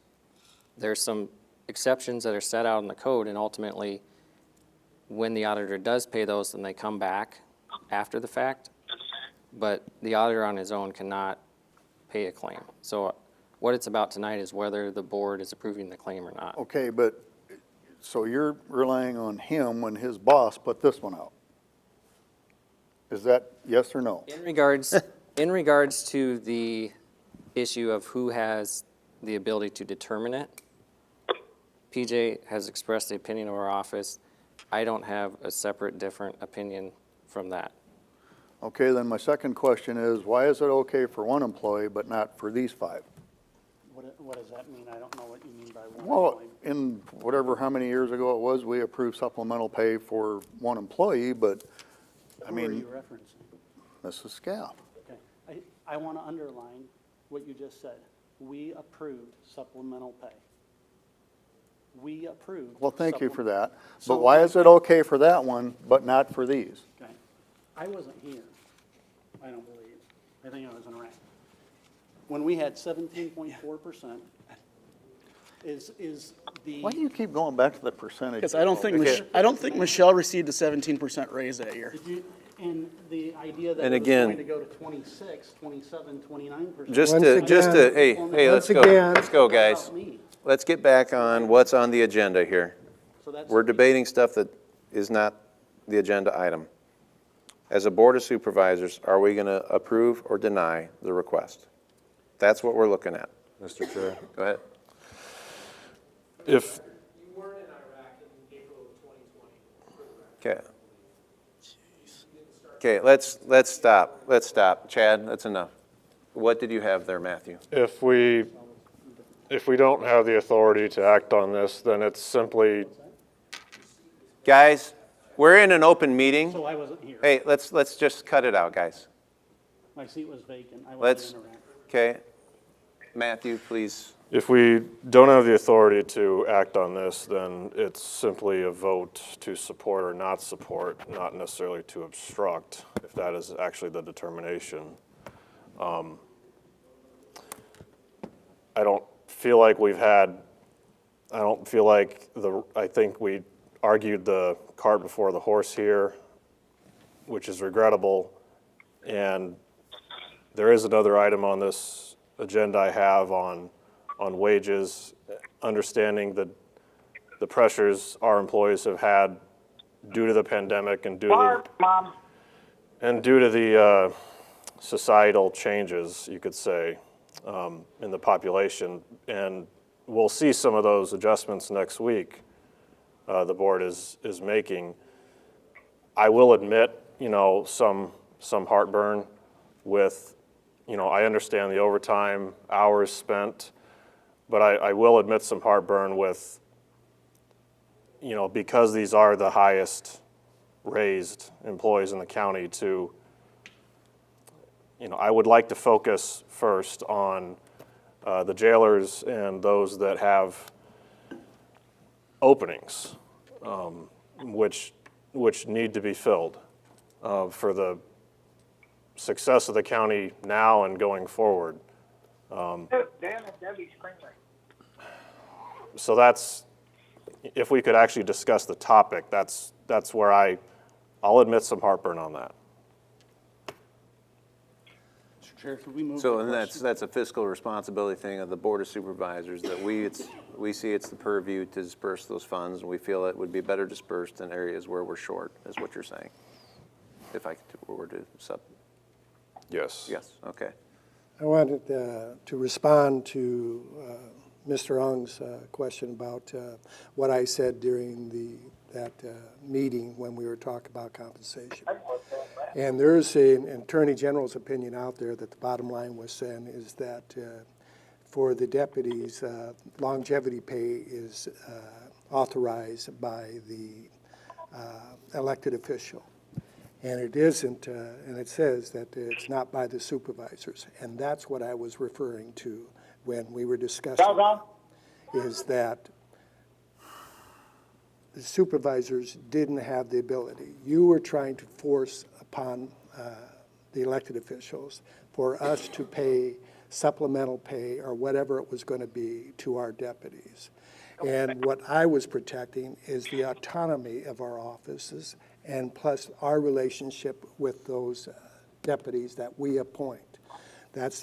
We have very little control over anything, and Treasurer Bertrand said that we can still hire and fire anybody. We have very little over hire and firing people in the collective bargaining unit. It is those deputies are the only ones that we really have that control over. But that's what I was responding to, is that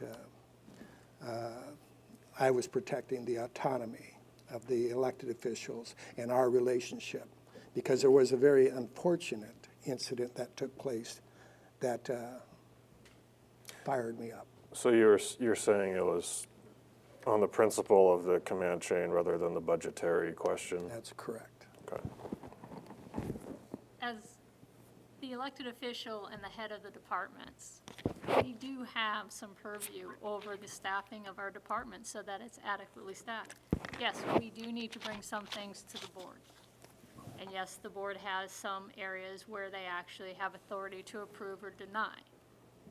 But we all function together as a county. And at some point, as elected officials, Auditor Gill says that, his statement is accurate in terms of, we may have more, if control's the right word, or opportunity with our deputies than we might have with collective bargaining. But we are not cut out just with collective bargaining staff. We do have the ability, if there's things that are going on in our office that need to be addressed, we have the ability to let somebody go. And that's part of our managerial duties. And all we want to do is, when it comes to the budget process, which is where the fiscal responsibility lies, probably ultimately with the board, I guess we could get a legal opinion on that. We go through that process and we debate those issues.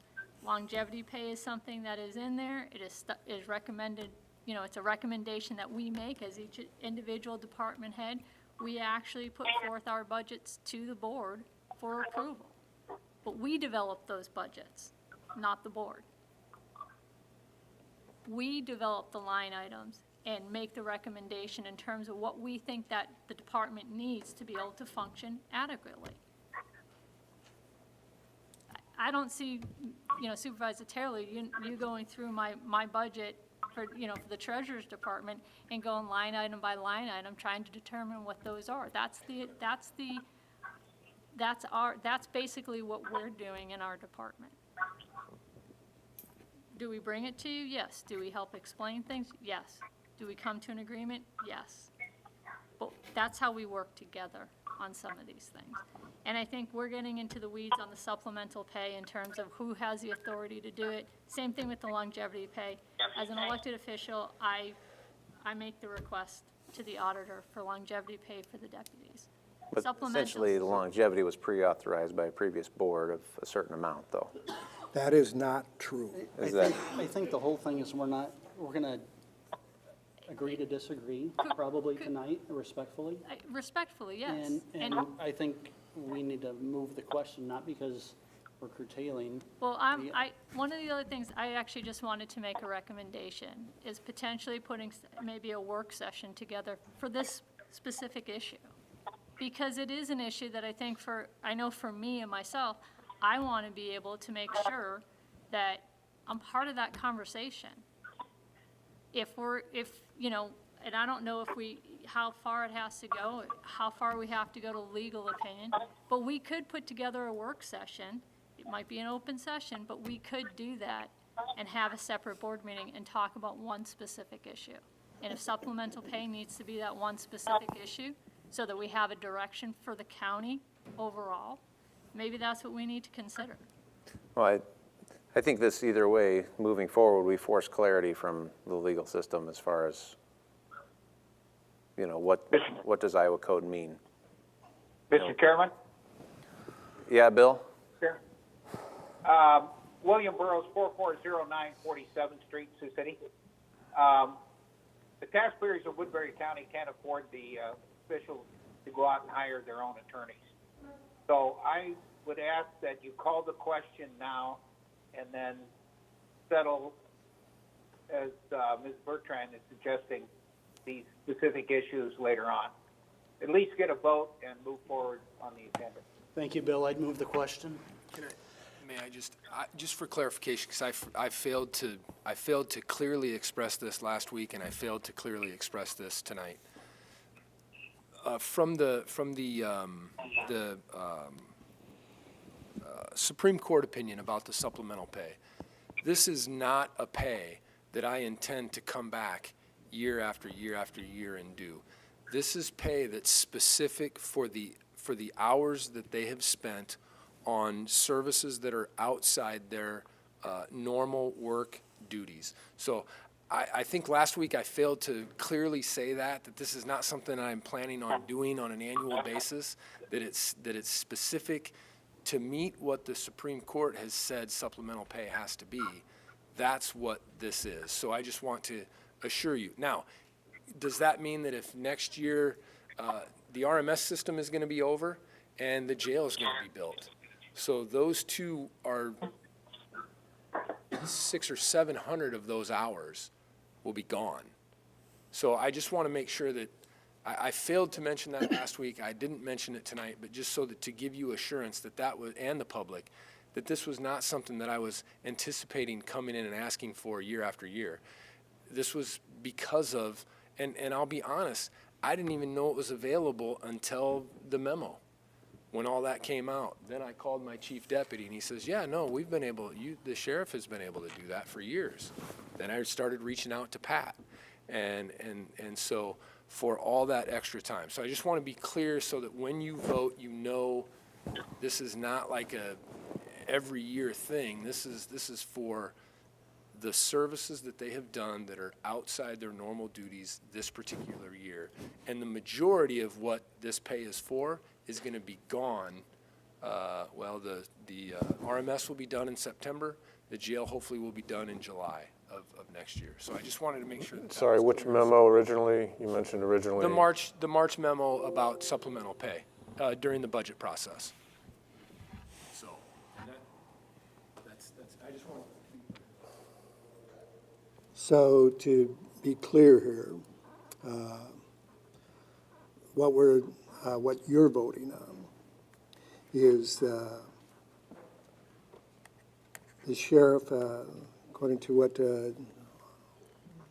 Assistant County Attorney Whitman has said, is that the sheriff has put forth a claim.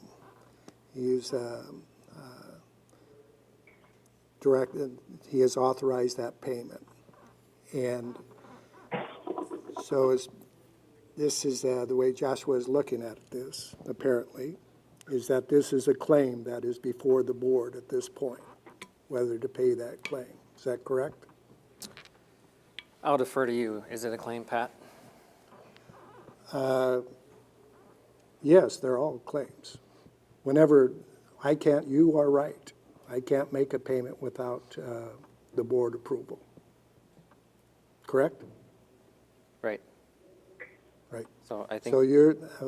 So what's before the board is a claim that I believe is legal, and I believe that the sheriff believes that it is legal. So at this point, if you deny the claim, Joshua, do I have standing to take that to court?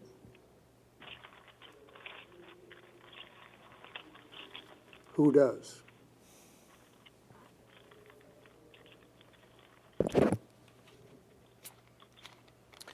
I think that there's a way that you could get before a judge on that.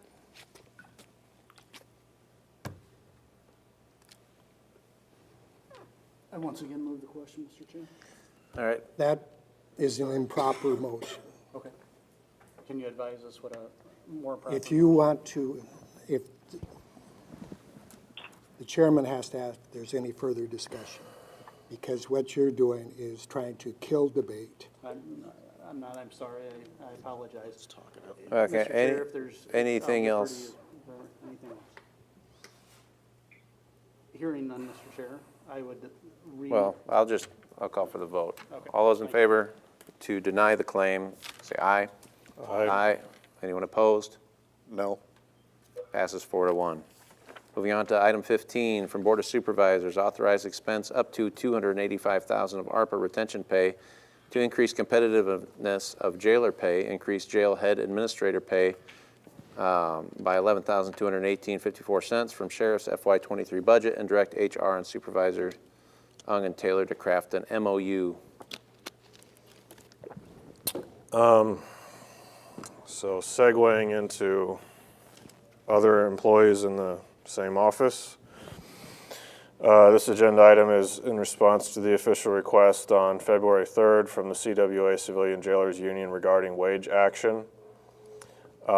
We've discussed and known and heard of the movement and the hiring issues that have been faced in the sheriff's office with these jailers, and concerns that with the new LEC building, if we're not fully staffed at that point, we don't retain the employees we have at that point, there could obviously be issues. And so in all of my dealings with looking into ARPA, it's clear that using the retention pay provision is not always just a one-time thing that counties do. Sometimes they adjust and they do it again, do it some more, phase it in, phase it out. We do have until, I believe, 2026 to expend these funds. And so as a sort of a bridge and not necessarily as a one-time thing in my mind, this would granted be a one-time appropriation, but I would like to think that this is a bridge to sustainable funding, is to respect the competitive wages that already, the staffing issues that we're facing, especially with neighboring, not only in Iowa, but in neighboring states, and knowing that we lose out on taxpayer funds related to training when we lose employed, simply based on, their base pay. And so this is a authorization to expend additional ARPA funds for retention pay to increase competitiveness of the jailer pay, and to also respect a bump for the jail administrator. And the final rule, page 184, is in your packets for reference. And this has been discussed with HR, budget, and I believe Joshua Woodman as well. Mr. Taylor, anything to add? Yeah, thank you very much, Mr. Ung. So in working with our HR director, looked at a 50-mile radius as far as comparables, as well as some of the largest counties. This is approximately an 8% increase. And so this should get us, in fact, I heard from one of the jailers this week that said some who may be thinking about leaving, this may be something that would give them pause. And certainly is appreciated in terms of an issue that the sheriff brought forward, that in order to be able to fully staff, this is something that we can do without hitting up property taxpayers. Just a couple of clarifying points. This is to authorize expense of up to $285,000, but that's something that can be revisited for the next couple of years. I also wanted to make a point that in talking to collective bargaining representation, this would recalculate the base pay. What I did not want to see happen is that this would be a one-year thing and then it would go back down. I mean, you're not going to recruit and retain anybody doing that. So with that being said, I think it's good and would ask for authorization for Supervisor Zung and myself to craft an MOU and work with the collective bargaining unit.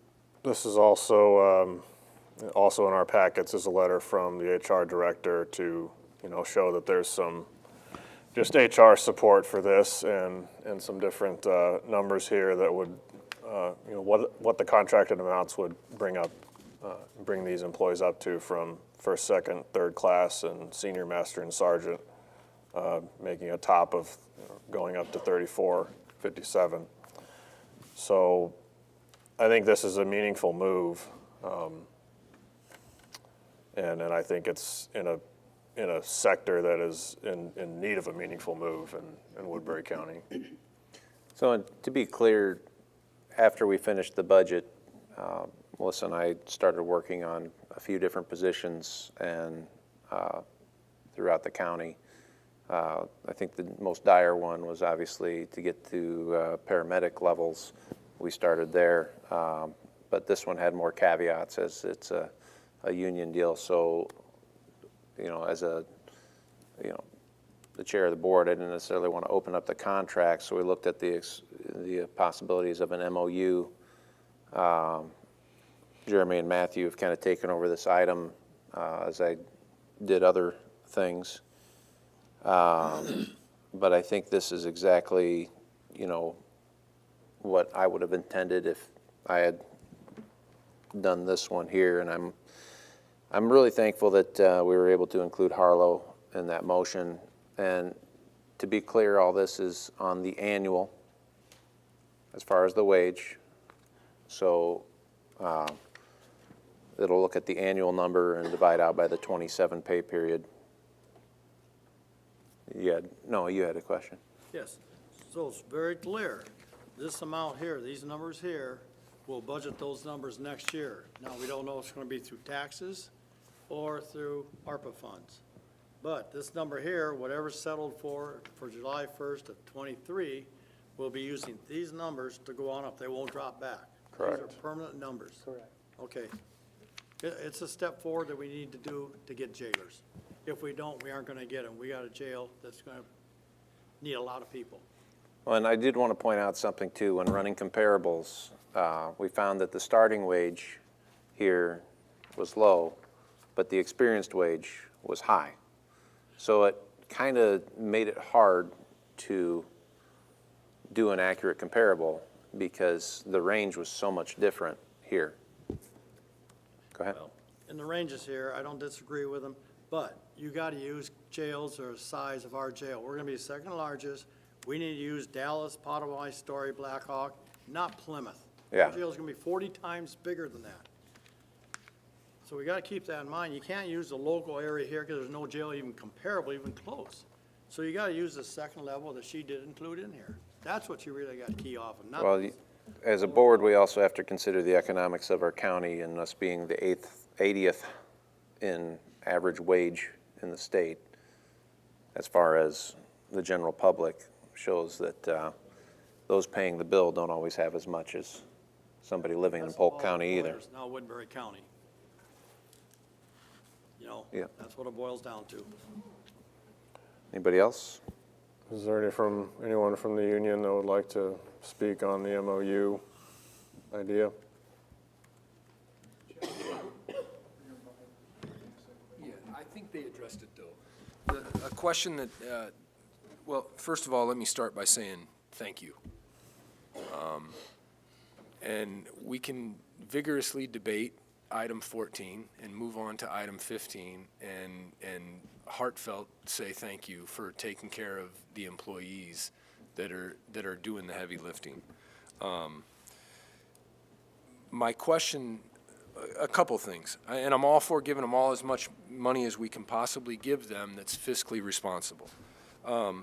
I was a little disheartened that I read it on the board agenda meeting when it was sent out on Friday, and wasn't consulted or talked to about any of it, considering that it was from the sheriff's office.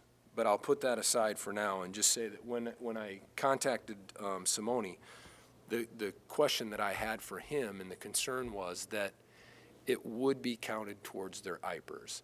And so I think for many of them, that's an important question for them, but I think you answered that when you said it's going to go to their base salary. Is that, oh, there's Michelle. Is that correct? And can the ARPA money be used for their base salary? Does the ARPA money have to be retention bonus, or does anybody know the answer to that? Because, and the reason I ask is because if I'm not mistaken, the retention bonus money does not count towards IPERS. Is that correct?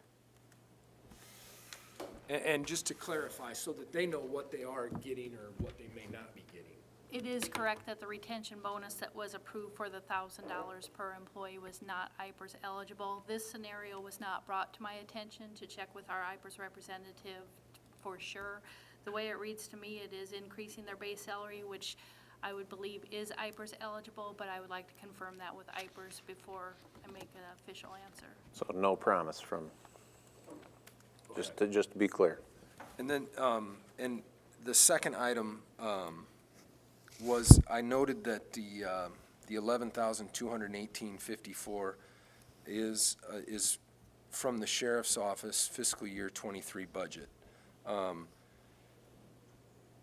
To me, this bleeds over into the discussion that we just had.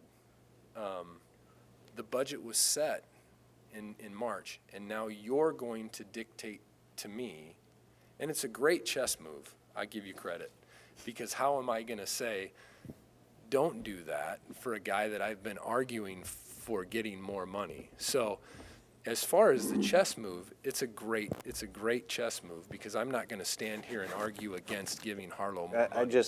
It's not really a chess move. I mean, I had talked to you after the budget, and I actually said before July 1st, I'd like to see something on there for Harlow's pay. Absolutely. And in respect, I gave you the time to do it. Right. And I wanted it on there before, so this is the last meeting before. I agree. And so so to finish, what I was gonna say is, I think we should do it.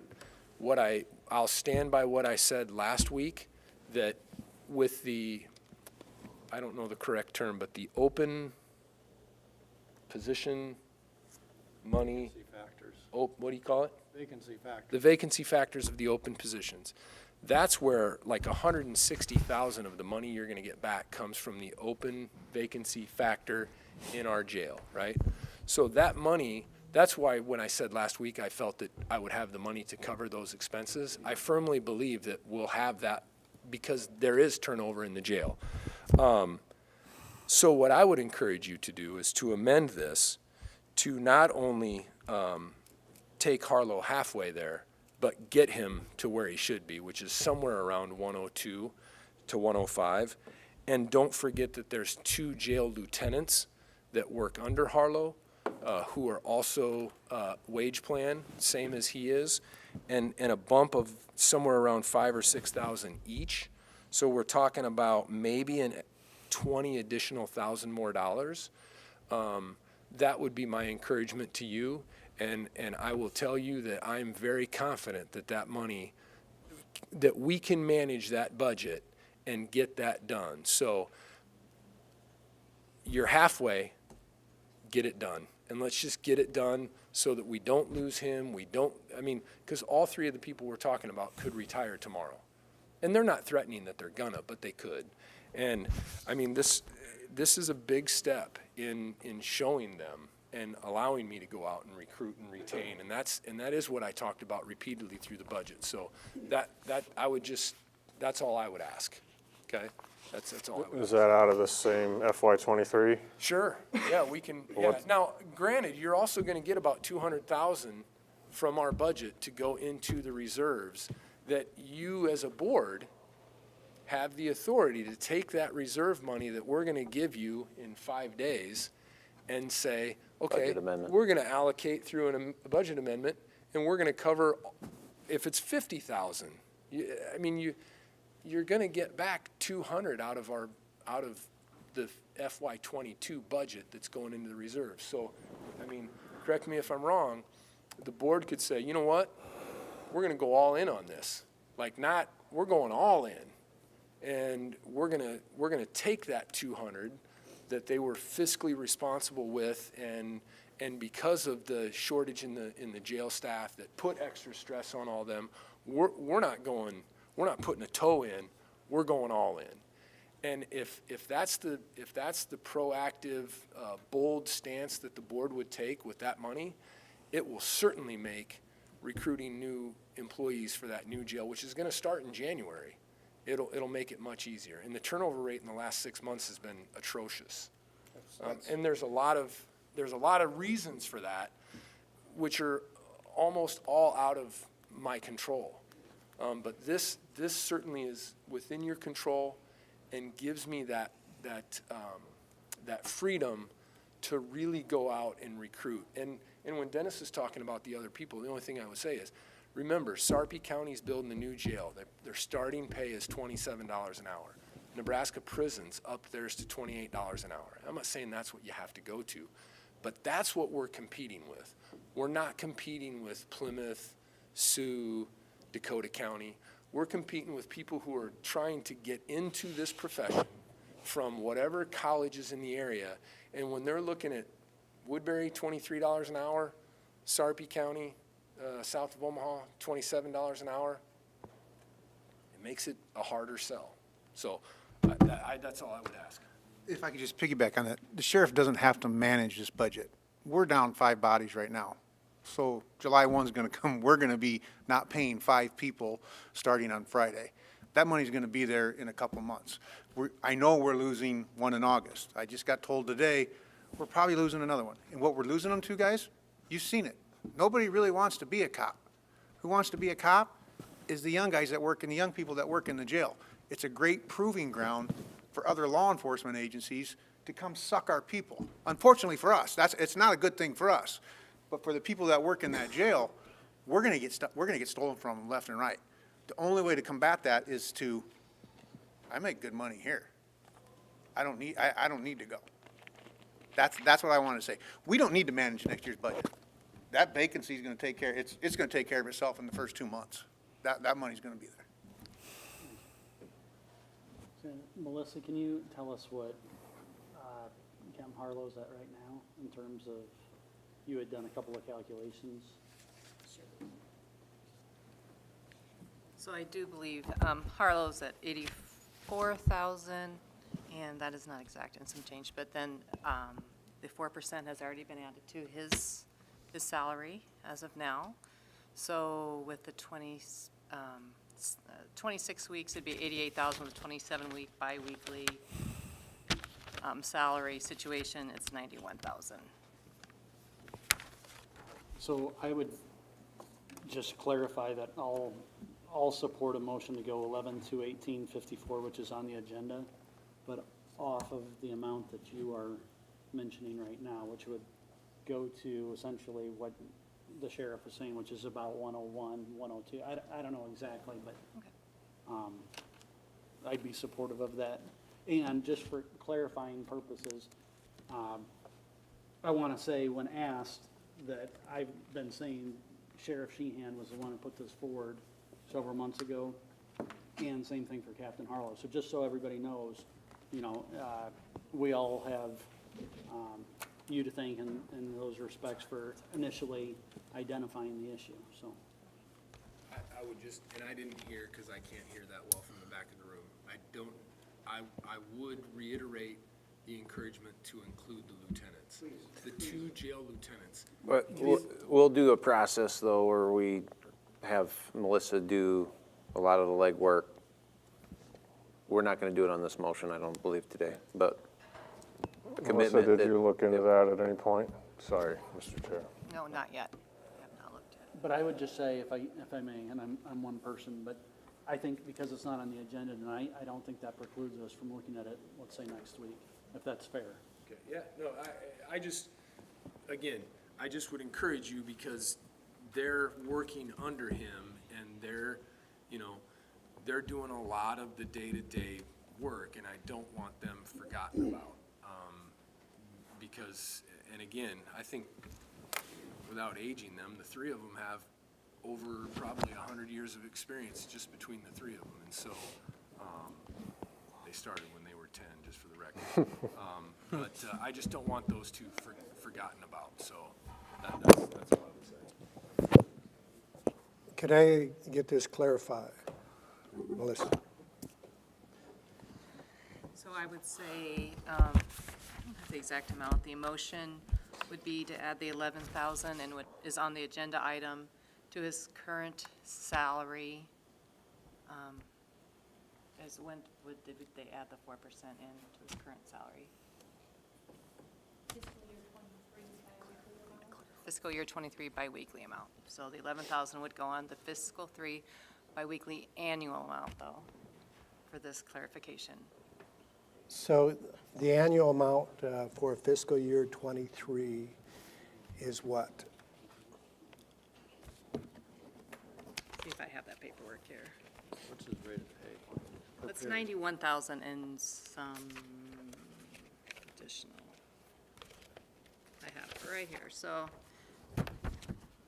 The fiscal, right now for, annual for '23 is $91,563.98. And that's in the budget already? Yes. Okay. And then there's 11,000, what is it on top of that? It's in the agenda, 11-218-54. And what do you have there, Dennis? That'd come up to 102,781. So that will be his annual wage in fiscal year '24, starting period. 23. No, I'm talking about after fiscal year '23 is complete, is that you have an annual wage of whatever Dennis just said. That, and so in fiscal year 24, that is going to be the starting rate in whatever raise he receives that time. That's based on 27. Back, when we get back to July 1st of '24, we'll go back to 26. For example, like mine, say it was 110,000 next year, even if I got 4% for fiscal year '23, '24, I'd only be making 110,000 because we're going from 27 to 26.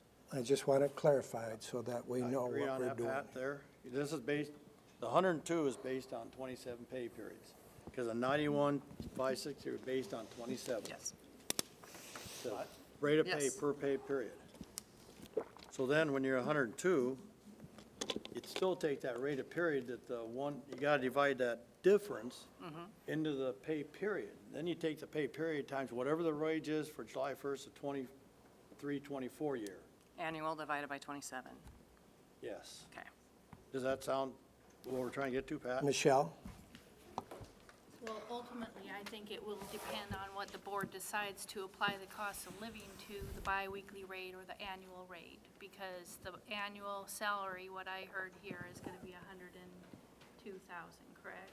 Yes, 27 So if pay you're periods. applying the cost of living to the annual rate, then it would be applied to the 104. If you're applying it to the biweekly rate, you divide it by 27. We applied it to the biweekly rate for fiscal year '23. If you continue to apply it to the biweekly rate, you won't inflate the budget. So where we're at here is that it was just for one fiscal year that you were going to use the biweekly pay rate. Is that correct? Because it hasn't changed. Nothing else has changed as far as the policy. I mean, just the way that we pay it. When that motion was just for fiscal year '23 because of the 27 pay periods. What is going to happen in fiscal year '24? I'm saying it's an annual wage, so it's their yearly wage. So the next year is based off their yearly wage. And what does that mean? Tell me You exactly. divide by 26. So if it's 102,781, and next year we do a 2% increase, then you get 2% on 102,781 The 26 payments. for the annual wage. The 26 payments in that next year are going to be. Doesn't matter what you divide it by. And the 27 payments in '23. And the board could still increase whatever it wants to. I think it would be great if you apply it to the annual amount, which is based on 27 pay periods. I think that everybody would be very pleased with that. What you're This saying is individual, we gotta go through this this all person again right next here, Except for us, the auditor's office. and the But we have a year to figure this out, correct? So for right now. Right. The 102, 105. It's going to be divided by 27. Correct. Correct. Right. Yep. So I would, if it's all right, and I don't want to cut off the discussion, but I would authorize expense of up to $285,000 of ARPA retention pay, increase competitiveness of jailer pay, increase jail head administrator by $11,218.54 from the sheriff's FY '23 budget, and direct the HR and supervisors on Taylor to craft an MOU to address correctional officer wages. second. All right, we have a motion and a second. Any further discussion? All right, all those in favor say aye. Aye. Aye. Anyone opposed? Passes 5-0. Moving on to item 16, reports on committee meetings. Go ahead. Sure, so three of them. Rolling Hills Governance Board met, we're finalizing, finally, the MOU and making sure that core services are in place. We did have an assessors Conference board. conference board, and they are putting forward 3 people on the select nominating commission. It's Perla Conflori, myself, and Dan Moore. We should be meeting sometime this next week in order to look at the authorized list of potential assessors, and then I'm just working on some conservation land usage for constituents and learning more along the way. Thank you. Rocky, anything? Going to meet with the new director of emergency services in Climbing Hill and kind of walk through what's expected of the crew down there, and that's going to take place on Friday. Are you going, Melissa? If you do, that's fine. If you don't, Okay, I'm not sure yet. I'll let you know. I'm going down there for sure. That's it. Matthew? No. Had certs, discussed the new building, walls are going up, discussed driver issues, shortages, everything that you would expect in every other operation. Housing Trust Fund, the Wicker TIF. Still have an issue finding available contractors. Some counties have waiting lists, some counties do not, but they're trying their best to help the individuals that need assistance. Citizen concern, round 2. Come on up, sir. My name is Steve Corey. I'm a citizen of Woodbury County, live down in the Salix area. I've sat down in the last 2 board meetings, last week and this week, and yeah, sure. I just want to express my concern there on items number 14 and 15. They're just, from my seat, seems to be some hypocrisy going on here. Regarding separation of powers, regarding the fact that on line 15, I just don't get it. You guys are, I want to support our law enforcement officers as much as possible. And what happened between these 2 items isn't adding up to me as a citizen. I see some expense coming to the county in what's going to be a legal battle, it appears. And I'm going to be interested to hear what that expense is going to be as you work through this challenge to Sheriff Sheehan's asking for some money for his administrators, which I happen to support as a citizen. And I'm going to be watching closely, and we'll be holding people accountable if that becomes something that does exceed the amount of money that he originally asked for in supplemental pay. I'll put that on the record. Thank you. Anybody else? All right, board concerns. I just want to say I was glad that we were able to meet out in Yankton. I think the more that we're able to get out in the county, the better. And I really appreciated hearing from citizens out there, very well attended. So to the extent that we can keep doing that, I think we had a lot of good conversations. It was good to have sheriff, county attorney. I think people appreciate that. Rocky, you have anything? Matthew? Do we know when the next town hall meeting is yet? I haven't said anything yet. Okay. I know we had a lot of concerns brought up about water table levels and drought. I also received quite a few concerns at my work today, or phone calls from people while I'm at work today on the Browns Lake levels as well. And I don't, Dan's not here from conservation, but people are wondering if the DNR is going to change the lake and make it in just to a slough or wetlands and stop. There might not be water pumped into the lake anymore. There's those concerns. So I would like some kind of more information if, anybody, if you want to see if Dan knows anything or see if he wants to come to the meeting next week and let us know what conservation might be looking at or if you guys have discussed it at all. I know Snyder's Bend is on that list too. We have our cabins there. So the water levels are important to us there as a county. Plus, I think our beach project is being delayed by DNR at this point as well. So I guess I'd like some more information on that. On the request at Climbing Hill to look at HVAC improvements out there, initial estimates are maybe 1.6 million, which pretty high. I kind of would like to meet with Kenny and engineers and discuss potential different type of units, but either way, I think we need to work to secure that building from animal infestation. So anyway, without anything else, we're adjourned.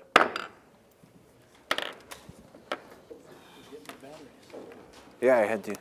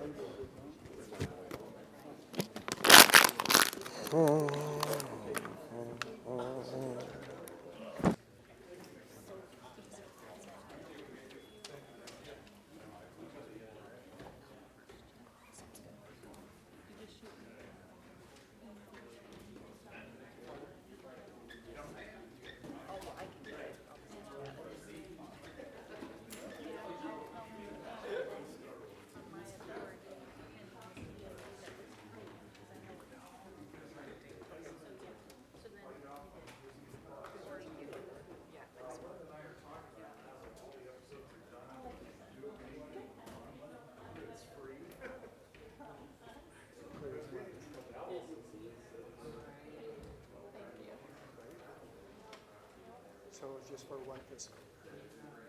We okay, Tina? Yeah. All right. Was I disagreeing with you? No, I Sorry. didn't think so. Just want to make sure. No, we, collective bargaining, personnel matters, they can get reversed. Deputies, it's a different, right? No, we had several years ago, a person at the board, member of the collective bargaining, they suspended her for 2 weeks. And then they came around and came back and came 2-week vacation. Yeah, well, there's, I still think that, we feel like we're powerless. We're not, if it's done right. I mean, the issue comes down to, I don't know, unfortunately, gotta work through the issues. Did you see my email? I did. There's 2 bullets. Is that yours? And this must be Melissa's. Thank you. I'm assuming it's still got ice in it. I would be very disappointed. We're rolling. First question. I saw that you sent me.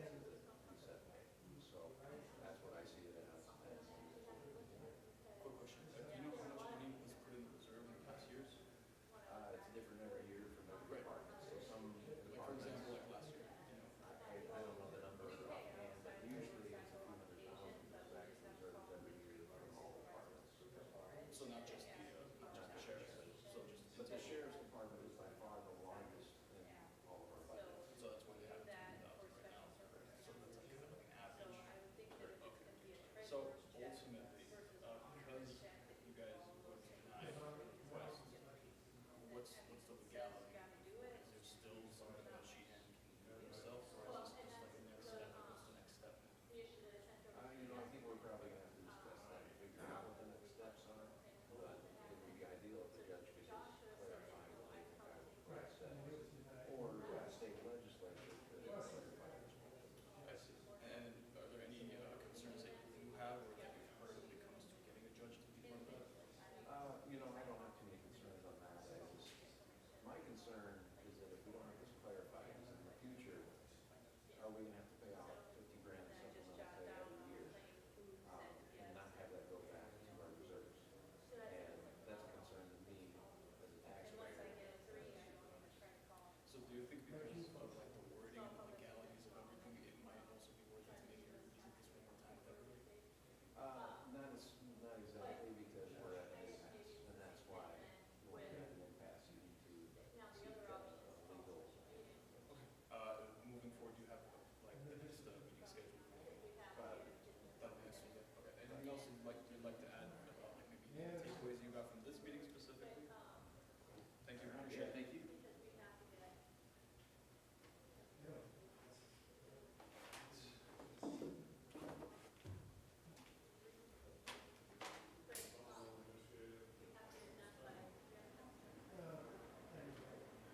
Getting a building on you? You're gonna go get a building next to Rick again? It sounds really cool. It does. I guess somebody's doing it on the Nebraska side. Are they? But people, I don't know, I got bit by something, but people over there are happy about it. So, is that what it was? Stay free of my lost sting. Oh. I'm a little bit allergic. Yeah. Just a little, not enough to have to do anything. I can get stung by a bee and not much impact, but if I get stung by a wasp. I got stung by a. I'm just kidding. I haven't been stung. The old fashioned. I'll move this for you. And I'll start on this side. Okay.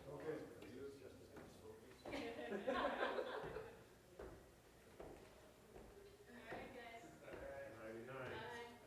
Well, we'll have Dennis and I maybe will call you tomorrow. How about that? I know I'm only 24, but like, Yeah, we'll figure out what we still. can do. All right. Thanks.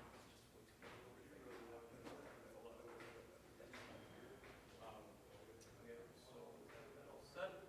You look at me at the camera. We know you're Pat Gill. You are the auditor. Pat Gill, P-A-T-G-I-L, Woodbury County Auditor. Yeah, there you go. So we already know what we're talking about. We're talking about item 14 from today. So first, I want to ask you just to give an overview for people that may or may not have, followed up with what's going on, just what it is that was discussed today, what prompted it, and kind of what was going on. Woodbury County Sheriff Chad Sheehan made a request of our office to pay supplemental pay to some of his deputies. And the board took issue with that, and essentially they denied the claim that the sheriff made. The sheriff believes that it's a legitimate claim and that it's within his budget and he can do that. The Board of Supervisors has denied that claim and said that we're going to go to court to determine what it is. I'm kind of stuck in the middle here, and so I'm trying to, and I told him that I would seek outside counsel, and I believe that they're going to provide it to me. It's unfortunate, it's going to cost a lot of money to get this resolved. I don't think it's necessary, but that's the situation that we're in. Now, just for a little bit more of an understanding of the basis here, this has been something that's been going on, the supplemental case since 2014, if I remember correctly. There's in Iowa code, there are a couple of items that, 4 items that they authorize to go to pay deputies beyond their base pay. And since 2014, the board has been allowing the elected officials to make those longevity payments to their deputies. And now, for some reason, they decided that they're going to take issue with that process. So moving forward, because of the fact that this is an impasse, and you said that this would have to go to court, correct? So is that basically the next step, both representatives getting judges to figure this out? Yeah, it's basically what Chairman Raddick said, is that he wants it to go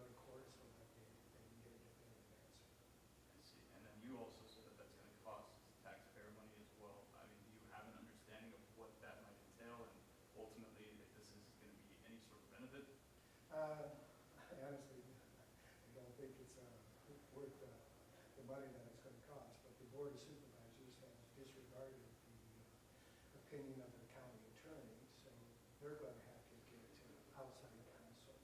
And they've already pretty much agreed that they're going to have to provide counsel for me to get that answer that they want.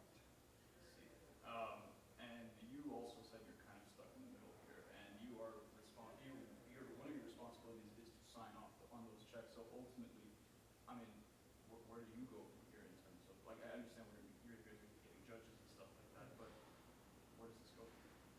What actually occurred today is the board denied the request, which means they denied the claim to the sheriff. And so at that point, I have to determine whether or not, to pay it. And the opinion is that that's a claim, and I can't pay a claim without the board's approval. So moving forward, you can't really do anything until after the advice is given from judges? That's correct. We'll have to get an answer in order to move forward with this. And then, go ahead. I was just going to say if there's anything else, but you're about to say something. Well, it's just, there was an issue of standing, who's going to bring that before a court, is whether I have standing or whether the sheriff will have to make that. So it's just a sentence. Yeah. Anything else that you'd like to add that's important in terms of like detail here? No, I think we've got it. I think we got it too. We can breathe. Thank you.